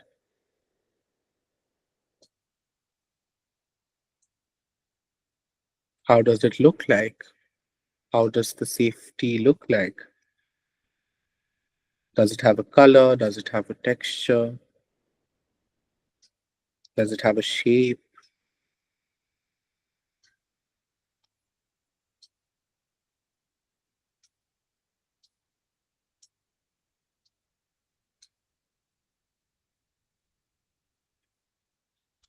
Once you're done with it, bring back your attention to your breath.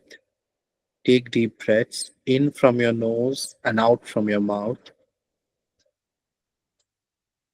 In from your nose and out from your mouth.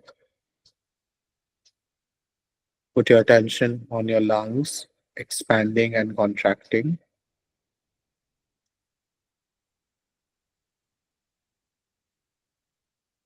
And when you feel ready, open your eyes.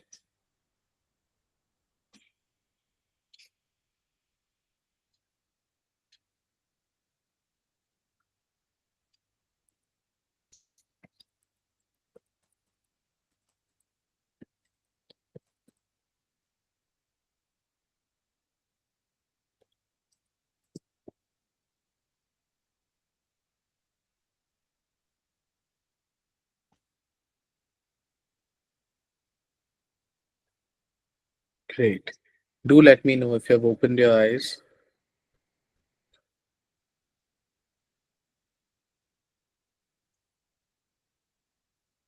Great. Okay. How was this activity for all of you? Any reflections? Who would want to go first?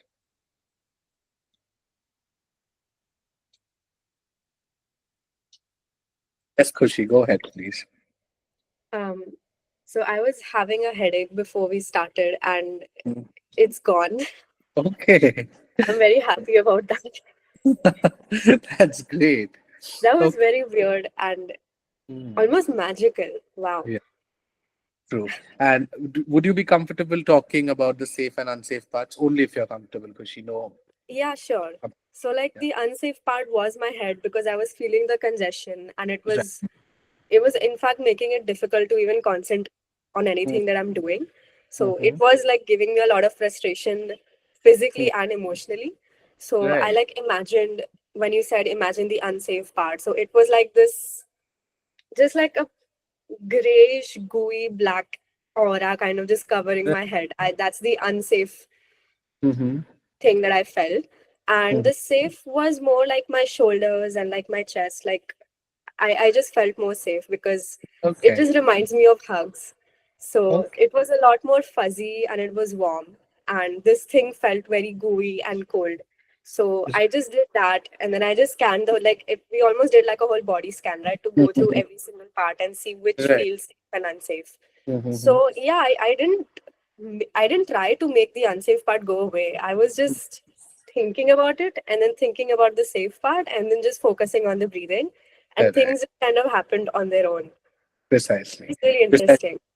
That's exactly how it happens. Thank you so much, Kushi. I'll be coming, afterwards the reflections and we'll be sharing it. Right? Okay. Right. Yes, Aditi, go ahead, please. So for me, it was my chest, the heart, Mm-hmm. which was racing really fast. And as I said, that there's a lot going in my head. So even the head was one of the unsafe part. But when you Yes. asked me to choose one, it was hard, and I could picturize it as running with two legs and sweating.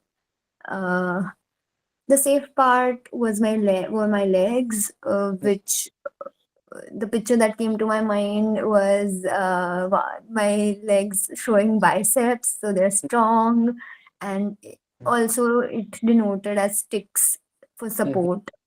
So that Right. Okay, that's great to hear. Thank you so much for sharing, Aditi. How did you feel after the activity overall? honestly, nothing much. Right. Oh, that's also important. Yeah. Yeah, because yes, I am anxious and it is difficult for me to focus. Right, So, right, right, right. Thank you so much for sharing, Aditi. Okay. Yes, Sagarika, ma'am. Go ahead, please. Yeah, a very calming activity. Mm-hmm. Uh, the unsafe part, I felt little heaviness around my heart area, chest Right. area. Mm-hmm. So it's something. What I felt, it looks like something hard, grayish, Mm-hmm. and it's like some stone type something, Right. and a lot of heaviness was there. Right. And the safe, I felt very safe with my hands. Mm-hmm. I felt like it is little gel type something, Mm-hmm. and not flowy but gel type something, and bluish something with in color. Correct. uh, so this is Right. Well, thank you so much for sharing, ma'am.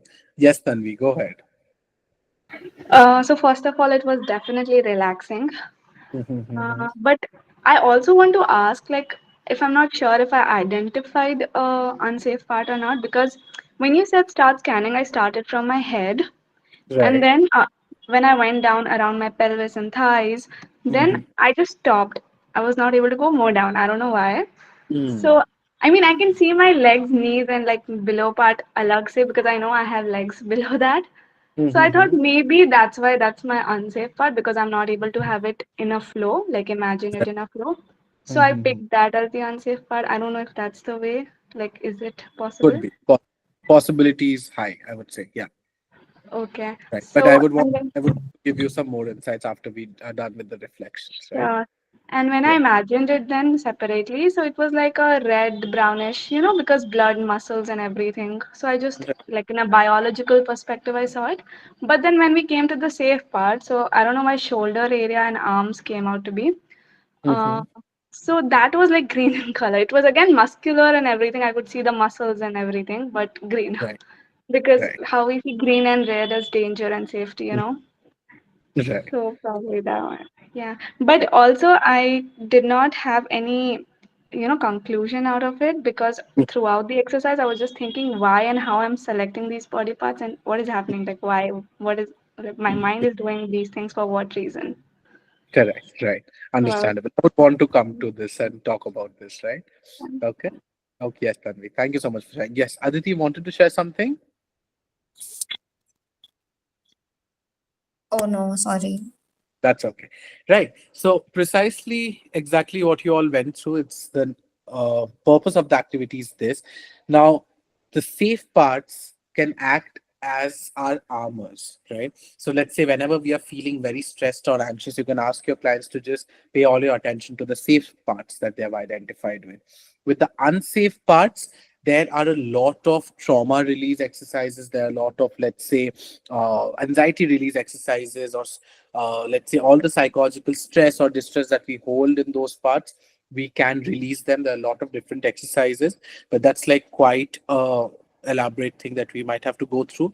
But as of now, using very simple biofeedback mechanism and just understanding that, oh, these parts feel unsafe, right? Now that the client knows that, oh, let's say my hand feels unsafe, right? So whenever I'm getting in a situation or which is triggering my anxiety or I'm feeling stressed, my hands are really sort of paining or I don't feel safe. So I should focus more on the parts where I feel safe, right? Let's say the shoulders are the parts where I feel more safe.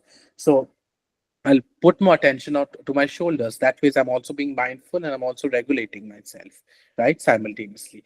Now, there can be a lot of times where clients fail to identify, let's say, the unsafe parts that can come out of resistance, some form of resistance that can be there, right? Even for Tanvi, if I'm allowed to take your example and talk about this right now, I feel I feel that somewhere or the other there can be some form of resistance that is coming through you exploring the unsafe parts, right? Because the body scan stopping and also you probably not being able to be completely relaxed and mindful, right? That's all because your mind's always thinking that why am I doing this? Why am I selecting this part? You're trying to make meaning out of things, right? That can be a sign of it, right? And that's something that it's not very, it's not, there's probably no quick fix to this, right? It's just that with time you need to help them identify, or let's say make them feel more safe with their body and their minds, right? And this is a very common thing that I see and happening to, I would say, most of my clients,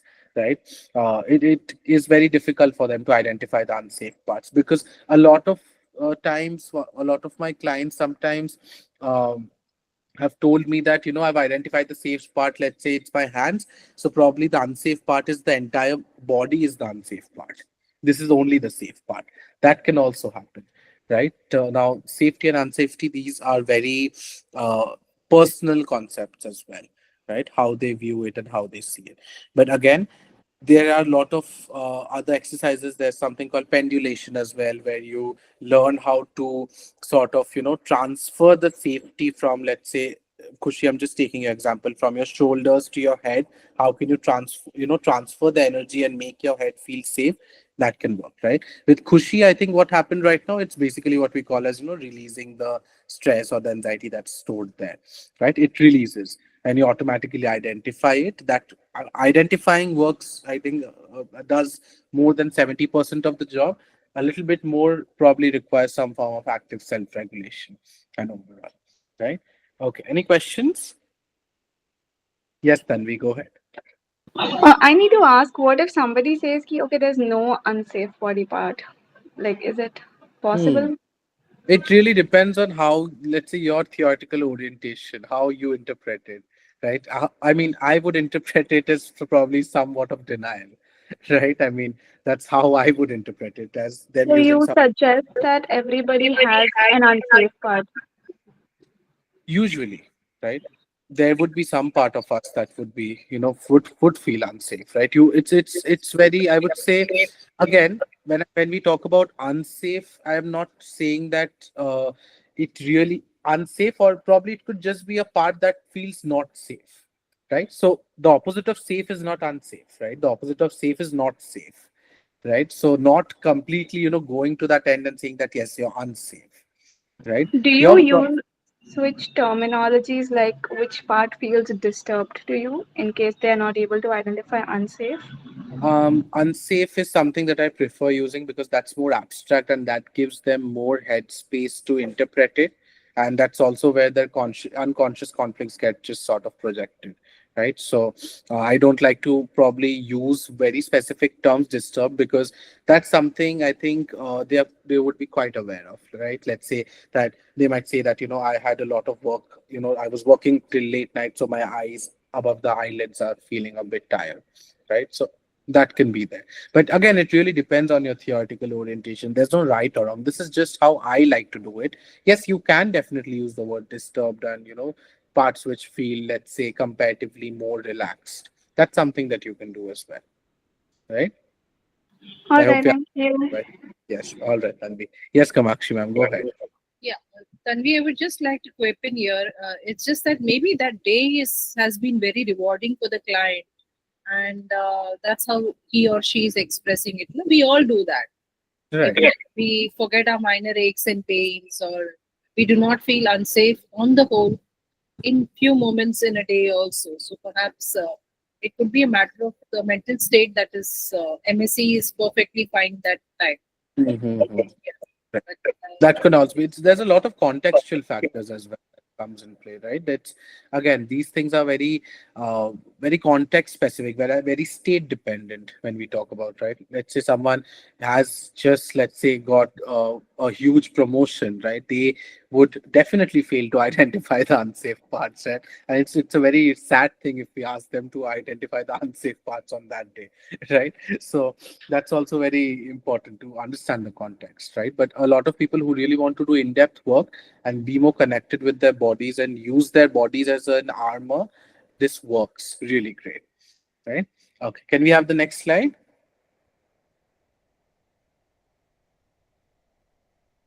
Right. Now, using your body as a savior during crisis, this is something that we are almost acquainted with, all of us. Some breath work, right? There are a lot of different techniques for breathing. There's box breathing. There's the 4-3-2-1 breathing technique where you inhale for 4 seconds, you hold for 4 seconds, and you release for 4 seconds. There's short, quick breaths that you can ask your clients to take. That's something that will help them save them and save themselves in the sense that be more regulated at times of crisis. Also muscle relaxation, this is something that I always ask my clients to do, that identify the muscles which gets tightened when you're stressed, right? Just identify and pay attention to it and it releases. Uh let's say if you pay attention to your shoulders, it will just drop, right? You can pay attention to your face muscle, it will just relax, right? There are a lot of different specific techniques as well, but it's quite elaborate to go through them one by one. But the whole idea is to also teach them that you do not need to practice mindfulness always by isolating yourself, taking out time, meditating, and doing something and for an hour or so, then only you'll be mindful. No, those will contribute to the trait like changes for sure, but you can practice mindfulness at any time, any point of time during the day. I'm doing it right now while I'm talking to, I'm relaxing my body muscles, right? It's that simple as that. And remember, clients always model these things from the therapist, right? So it's always wise that you can give, even if it's a made up example, give an example of yours, that there are times where I have, let's say, a lot of clients, I feel stressed, but when I sort of relax my body and learn to relax my body while I'm sitting and engaging in therapy, it really helps, right? That's something that they can sort of identify with and also use it, right? And also sensory hacking in the sense that some form of grounding through the five senses that you can do with sight, audition, right? Your taste, smell, right? And again, the haptics with the touch and everything. So that's something that you can do. There's the 5-4-3-2-1 grounding technique that you can always ask them to do. 5 things that you can see, 4 things that you can hear, 3 things that you can, the 4 things that you can touch, 3 things that you can hear, two things that you can smell, and one thing that you can taste, right? It's a very basic grounding. You can get it anywhere and everywhere on Google, right? Another thing also is that, textures, for a lot of people, textures work great. I mean, for me also, textures work great. So let's say I have this sort of AirPod case that I have it. I really like the texture of it. I sort of, sometimes fumble with it. So it's really helps me, right? So they can have something of their own. They can carry it in their bag and, sort of, just use it for sort of calming themselves, right? So these are things that they can do so that their body can act as a savior during crisis, because during crisis you majorly would be hyper aroused, right? And you really need a functioning frontal lobe to sort of solve the problem that's there in front of you, right? But if your body is dysregulated and hyper aroused, your frontal lobe functioning declines, right? You won't be able to make a logical decision. Your decisions, or let's say your problem solving, would be more emotionally charged than more logically charged overall, right? Okay. Can we have the next slide?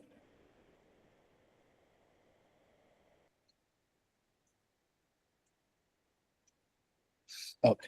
Now, again, this is something that I think you have done with Ms. Gargi's classes as well, using your body as a lifelong companion. This is where the trait-like changes we talk about that comes in. Meditative practices. There are a lot of meditative exercises that you can do. There's again, the tangerine meditation that you can do. There are so many different kinds of medication, which also involves mental imagery, right? Visual imagery is also something that what people use to meditate, that can be done, right? Again, for your body to really be there for you in all forms of crisis, you need to practice regular mindfulness, right?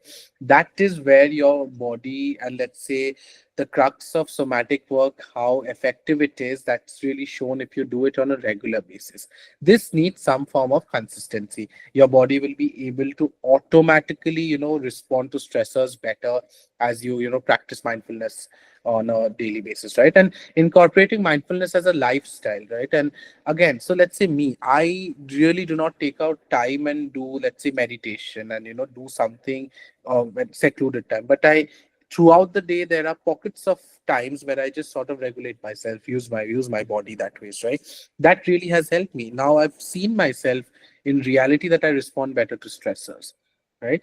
It gets built up with time, right? It takes time, but it gets built up. This is where uh, some form of consistency is required, though, right? But I think when you take out time and if you're able to really do the meditation or any form of mindfulness practice that they say, even the guided imagery things that you can do, that's great, right? That leaves a long lasting impact, because that's like a quite focused and concentrated specific thing that you're doing, right? So that's also a great thing that you can do, right? Okay. Any questions? All right. Let's move forward then.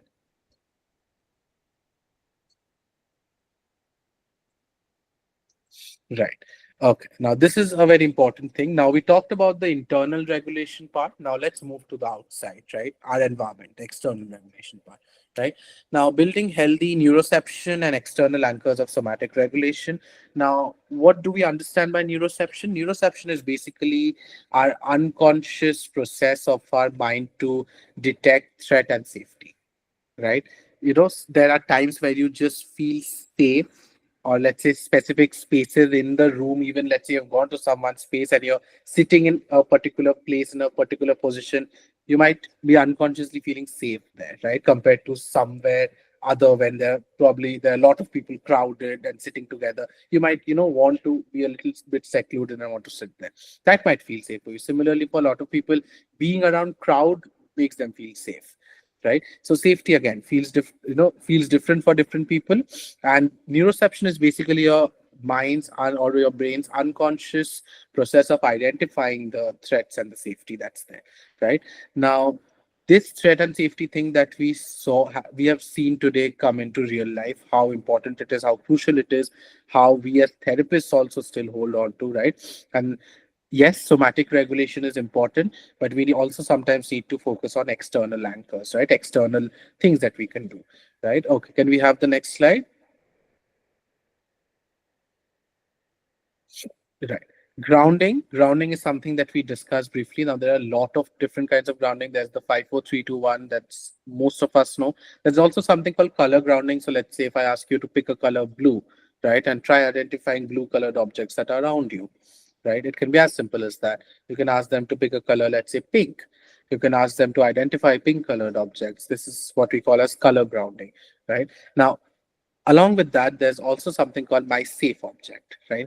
This is an object that they feel safe with, right? It can be literally any object, right? They can probably, it can be it can be a small thing, it can be a large thing. If they can carry it around, that would be the best, right? That would, because our brain has this association. It's also classical conditioning somewhat, associating the stimuli with the eye whole feeling of safety that we feel, right? So that can also be done, right? So they can carry the safe objects, but before that, they really need to identify what is their safe object. Is there any particular object or particular thing that makes them feel safe overall, right? And also co-regulation. Now, I think this is a part where I told that, we'll be talking about co-regulation and social bonding when we talked about, right? Co-regulation is basically your body getting regulated in the presence of others who are already regulated, right? So let's say you are going through a breakup. It's a very dysregulating state that you're in, and your friend is in a very regulated state, is there to help you, right? You automatically feel regulated, right? Co-regulation has excellent results for couple therapy as well, right? Where couples learn how to, just without even sort of doing something at a behavioral level, or let's say speaking about it, they can make each other feel regulated, right? Because also there's a lot of research which also shows that the nervous system gets really dependent on the partner after a period of time. That can also be done. So really finding a social support system for your clients as well, where they can co-regulate. Are there people that they can reach out to when they are dysregulated, and so that they can make them feel more relaxed and regulated? This is something very basic, but this really helps, right? Now again, this helps to solve the safety versus the threat dilemma. Yes, they might feel threatened when they are dysregulated. The goal is to move them towards the whole idea of safety. It also helps in the cognitive diffusion, right? That this whole idea that, let's say I'm a failure and I'm believing it, that I'm a failure, instead of putting it across that it's the thought that I'm a failure, putting the focus on the external world from the self, removing it from the self. It's basically what are calling it as the reduction in the self-focus attention, right? It helps in the cognitive diffusion, and also it really helps in this, in overall zooming out the camera of life, right? Because sometimes we are so entangled in our thoughts. It's just that we are in our thoughts and we are thinking about one thought after the other. It's just like a cycle that we get stuck in. It really helps to zoom out when we shift our focus from in to out, right? Because again, when we talk about somatic work, there have to be some parts of them which has to also feel safe enough to, or let's say must have energy enough to start regulating, right? But sometimes when there are huge crisis which is going on, it's not always possible for us to regulate our bodies, right? That's where we learn how to move to external objects and use our environment to sort of regulate ourselves, right? Okay, can we have the next slide? Okay, now let's share some reflections. Any questions that you have overall? Then we can do a quick casework and then we'll close. Any questions, any reflections that you would want to share?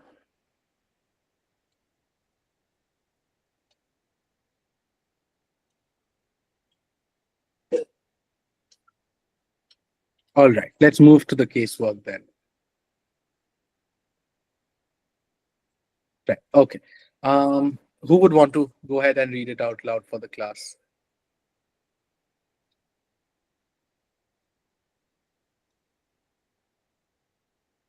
Yes, Aditi, go ahead, please. Yes. M is a 27-year-old female originally from Jhansi, Uttar Pradesh, now residing in Delhi and working as an HR professional. She presents with significant emotional dysregulation, disrupted circadian rhythms, persistent physical pain, social withdrawal, and self neglect tendencies. She also indulges in non conventional self harm behaviors such as depriving herself of food and sleep, neglecting personal hygiene, and isolating herself from others. Her history reveals a series of complex, profound losses that have shaped her current emotional state. At 18, she lost her brother in an accident. Then, during the second phase of COVID-19, her mother passed away, post which, within a time span of 6 days, her father passed away.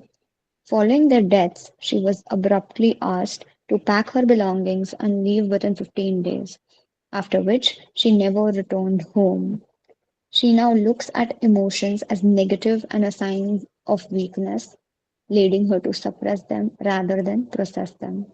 Recently, her partner, now ex-partner, informed her that he could not continue the relationship.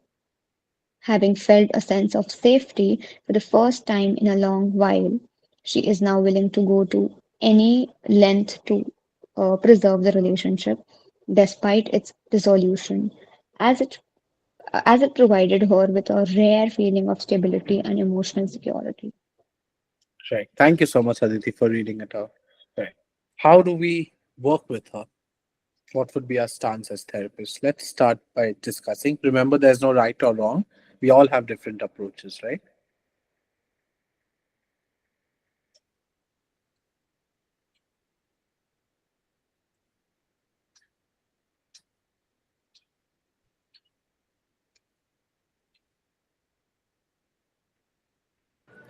I think we can start first with some grief counseling because it all kind of started or at least got triggered after losing her brother and then both of her parents. Right. So it seems like she didn't get to really process that in a healthy way Correct. at all. Correct. And then Right. that led to more and more problems. And then, Right. Definitely. Definitely, I would agree.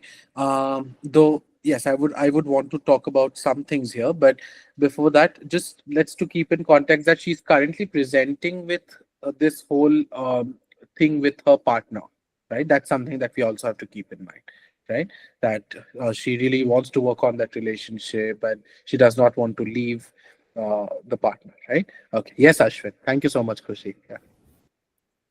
After getting to know that she has gone through so much, I would like to first give her the space to speak of whatever she wants to vent out, Hmm. like a shoulder to cry, because like Hmm. she had to leave her home as well. So she never got anyone where she can Right. express the grief properly. So I would Correct. try to make that space first. Right. Definitely. I would also do that. Yeah, for sure. Yes, then we go ahead, please. No, I wanted to say the same thing.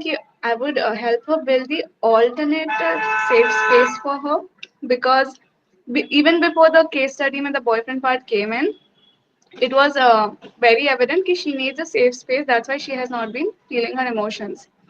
So Correct. even if she got one and now it's going, an alternative should be there and which should be self-dependent a little bit so that she can cope herself. Right. Definitely. Right. Thank you so much for sharing. Okay. Any other reflections?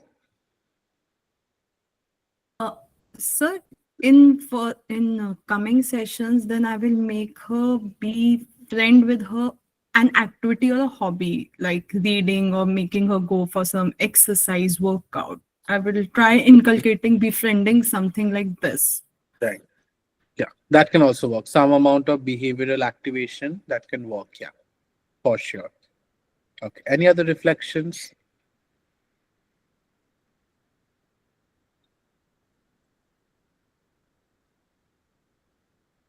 Yes, then we go ahead.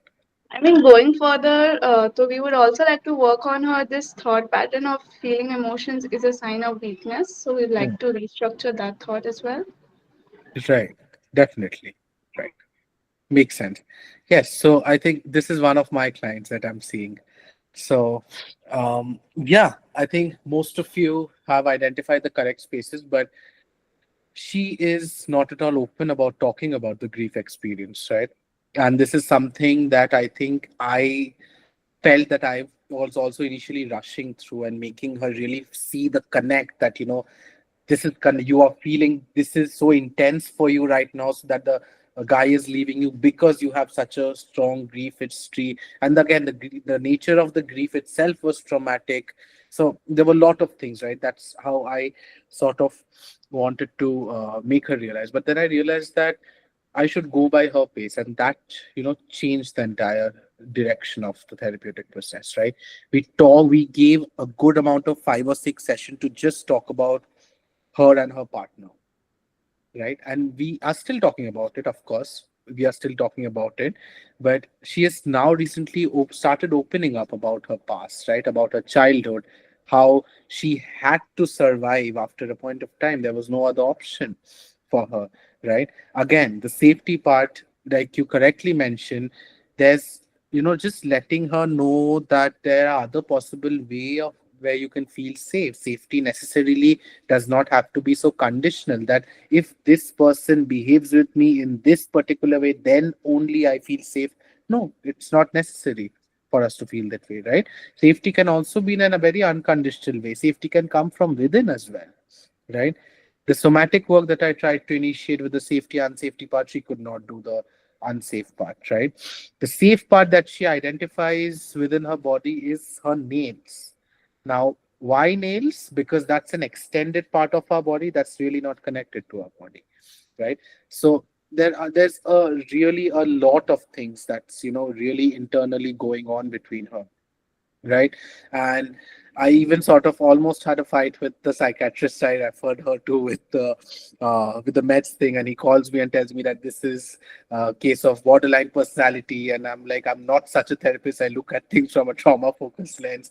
I would never give her a diagnosis of borderline.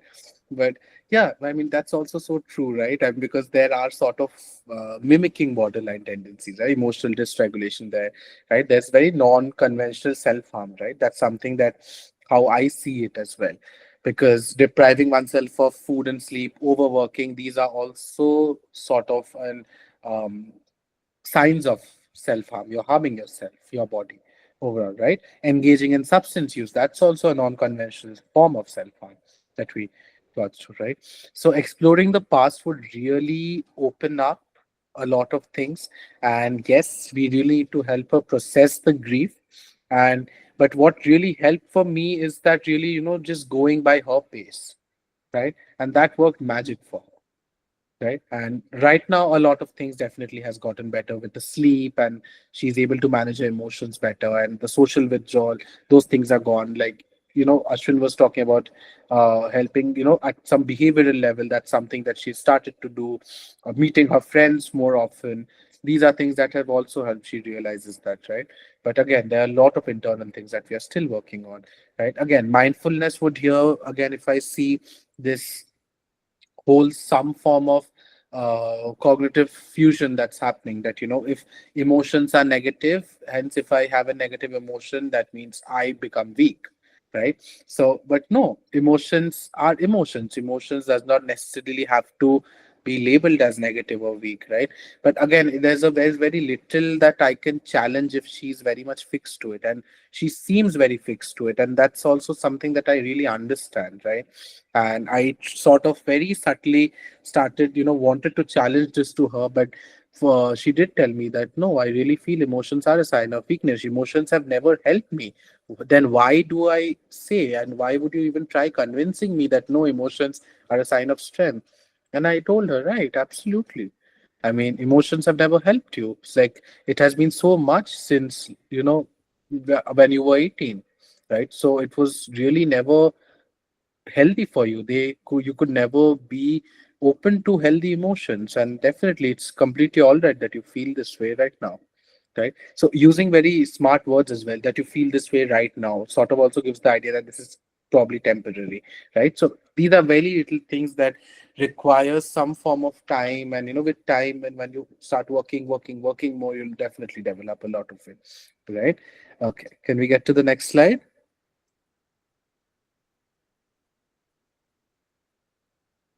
Can we have the next slide? Yes. Okay, perfect. Right. Now we come back to reflections and some feedbacks, and anything that you would want to share, any feedback that you would want to give. We are done with our 2 day journey. You all are done with the 2 day journey with me. Dr. Ria would be taking this over now. But okay, I have a question from Kushi. What would be the diagnosis of this case? It is actually quite complicated, Kushi. Again, the diagnosis, I diagnostically, she meets criteria for definitely complex trauma. That's something that she meets for, but also complicated grief. Yeah, prolonged grief is something that she meets for, but I really feel that the trauma part really comes up first, because she is sort of suppressed the whole grief thing, right? But again, with the prolonged grief thing, there has to be a lot of active things which are related to, let's say, the person that they have loved one they have lost, right?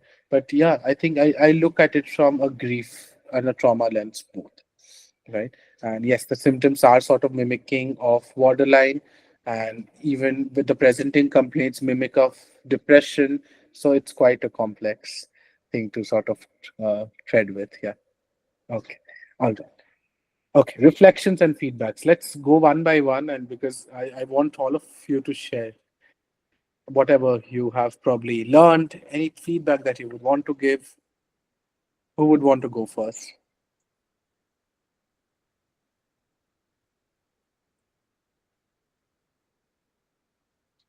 I mean, probably this is the easiest activity, right? For the sharing part as a group. Yes, Ashwin, go ahead, please. Your classes were the most informative classes I've ever attended in my webinars, and they were so well explained. I would really look forward to attend more classes with you. And may I know Thank your you. education qualification? Yes, I've done my MSc in clinical psychology. And yeah, I'm Okay. also a certified clinical trauma professional. Yeah, right. Okay. Thank you. Yeah. Thank you so much, Ashwin. Yes, okay. Who would want to go next? Okay, do I call out names? Okay, I'll go next. Yes, okay, Kushi, go ahead, please. I'll have to agree with Ashwin ma'am that it's like this has been the most interactive and the most informative workshop I've attended so far. Because Mm. in most workshops, I'm usually like, I do want to interact, but then sometimes there's just not much to say. But I think in Mhm. this case, you really ask us direct questions as well. That kind of forces us to interact. So Right. I found like the more we actually talk, the more I'm able to process some of the things that we've Mm. covered. And Right. informationally, like it has been very, very informative. Like I have so many notes that I've written down through it. So it's been a really great experience. Right. And I mean, true experiential learning also happens this way, right? You really have to participate. And I'm so glad that most of you have participated, right? That also shows that you all are probably so much willing to learn, right? And that's a lifelong skill that's going to help us all as therapists, right? Thank you so much for sharing, Khushi.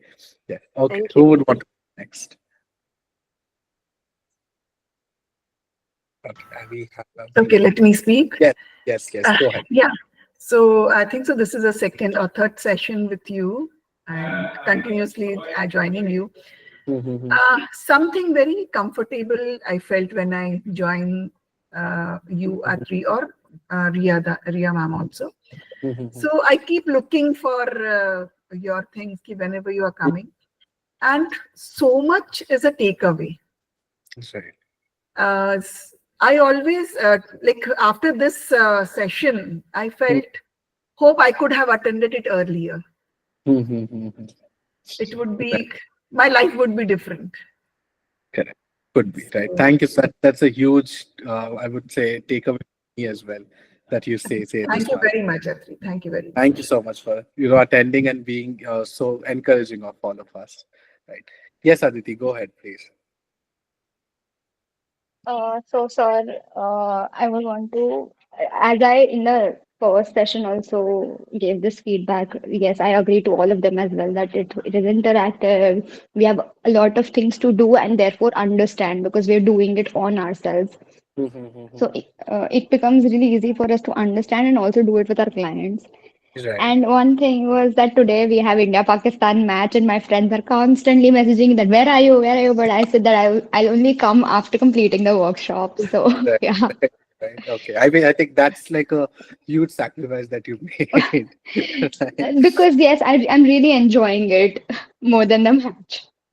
Right. No, I think I enjoyed a lot with this whole cohort as well, right? I mean, you all were so interactive. You all were, sort of so open about, just saying it out loud without thinking if I'm saying right or wrong. And I really like that because, see, that's also where the true learning happens, right? That's when we go through it, right, and experience it as a group, right? Thank you so much, Aditi, for sharing. Yes, Tanvi, go ahead. So, like I said in the last session, also, your teaching pattern, the interaction and everything, yes, that works out very well for me. So, personally, I loved it. And like Mhm. Aditi, I have my exam tomorrow. I thought, okay, maybe I'll log in, I'll kind of also study side by side. But I'm like, Right. no, chuck it. I'm just gonna do this because this is so fun. And now I have exam tomorrow, so I'll study after this. But yeah, Right. it's that nice and that helpful. So thank you. Right. Right. Thank you so much, Also, Tanvi. it would be Yeah. really helpful if we can be like subscribed to you, like whenever you do something next, we know it because I would Right. love to attend it. Right, right, right. So I am sort of, coming up with, I really want to do a full-fledged trauma-focused therapy training, and I really want to do an in-depth somatic work training. These are two things that Oh, I would want to do. Other than that, what I might have a repeat batch of my trauma-focused art therapy. That's like a 2-day sort of thing, very similar to this. That's more of art-based therapy, and reflecting on trauma. I think Sagarika ma'am has attended that as well, right? So it's quite, I think the feedbacks are quite good. That's something that I've been planning to do something recently. So probably what you can do, Tanvi, is that I'll just share my LinkedIn link on my on the group, right? You can follow my LinkedIn, and because I just keep posting there. Other than that, you can always go and follow Emoja. They'll sort of always come up, right, when we release posters and everything. all right. That will be really helpful. Thank you so Right. much. Sure, Tanvi. Thank you so much for contributing. Okay. All right. Any other reflections? Okay, let me read it through the comments. Okay. Thank you so much. Thank you. Thank you. Okay. Anyone else who would want to speak and share? All right. Okay, Tista, can we have the last slide before we close? Right. Thank you so much to all of you for being so participative and being so interactive. And we did great as a group. We could hold space for each other, right? That's very, very So, important. Yes, Ruhi, go ahead, please. sir, can I speak? So, Yes, yeah, so your classes were actually interactive, and right. today's session that you took about the relaxation, I liked that the most because Right. earlier when the session started today's class, I was a bit anxious or like restless kind of, but then as the class ended, it really helped me a lot and all. Right. Thank you so much, So Ruhi. yes. Sir, even I Thank, would love to attend your future classes or any other sessions on such things. right. Definitely. We can Yes, definitely sir. do that. I can send the LinkedIn um, Yes, sir. link thing, right? Yes, sir. Okay. Thank you so Yes, I have. much. Yeah, right. Thank you so much, Ruhi. We have Anisha here as well. She was my classmate back at Christ. Nice to get time. Thank you so much, Anisha. You can also, unmute and speak up. You can. That would be great. It would be great to hear you as well. Yeah, But yeah, I think that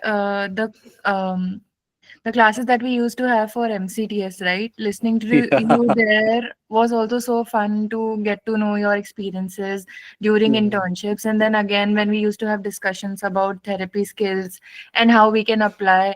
So it was always so inspiring to know that you have such great ideas to share with us. And again, the major motivation for me to join this seminar or the whole thing was also because you were gonna take a few of the classes. So I was really excited to listen to you and enjoy this experience and go back to especially the Christ days when we used to get a lot of time to learn new things. So it Of was it course. was really fun and it was really informative. Thank you. Right. Thank you so much, Anisha, for being there and participating as well. Thank you so much. All right. Okay. Any more last thoughts before we close? Any questions that you'd have? And if in case you have some doubts, you can definitely reach out to me and I'll reply sooner or later. Right. Uh, yes, Khushi. Okay. of the clinical trauma professional course. Okay, so it's a course by PESI USA. Now, I'm not sure if it really has some implications in India or not.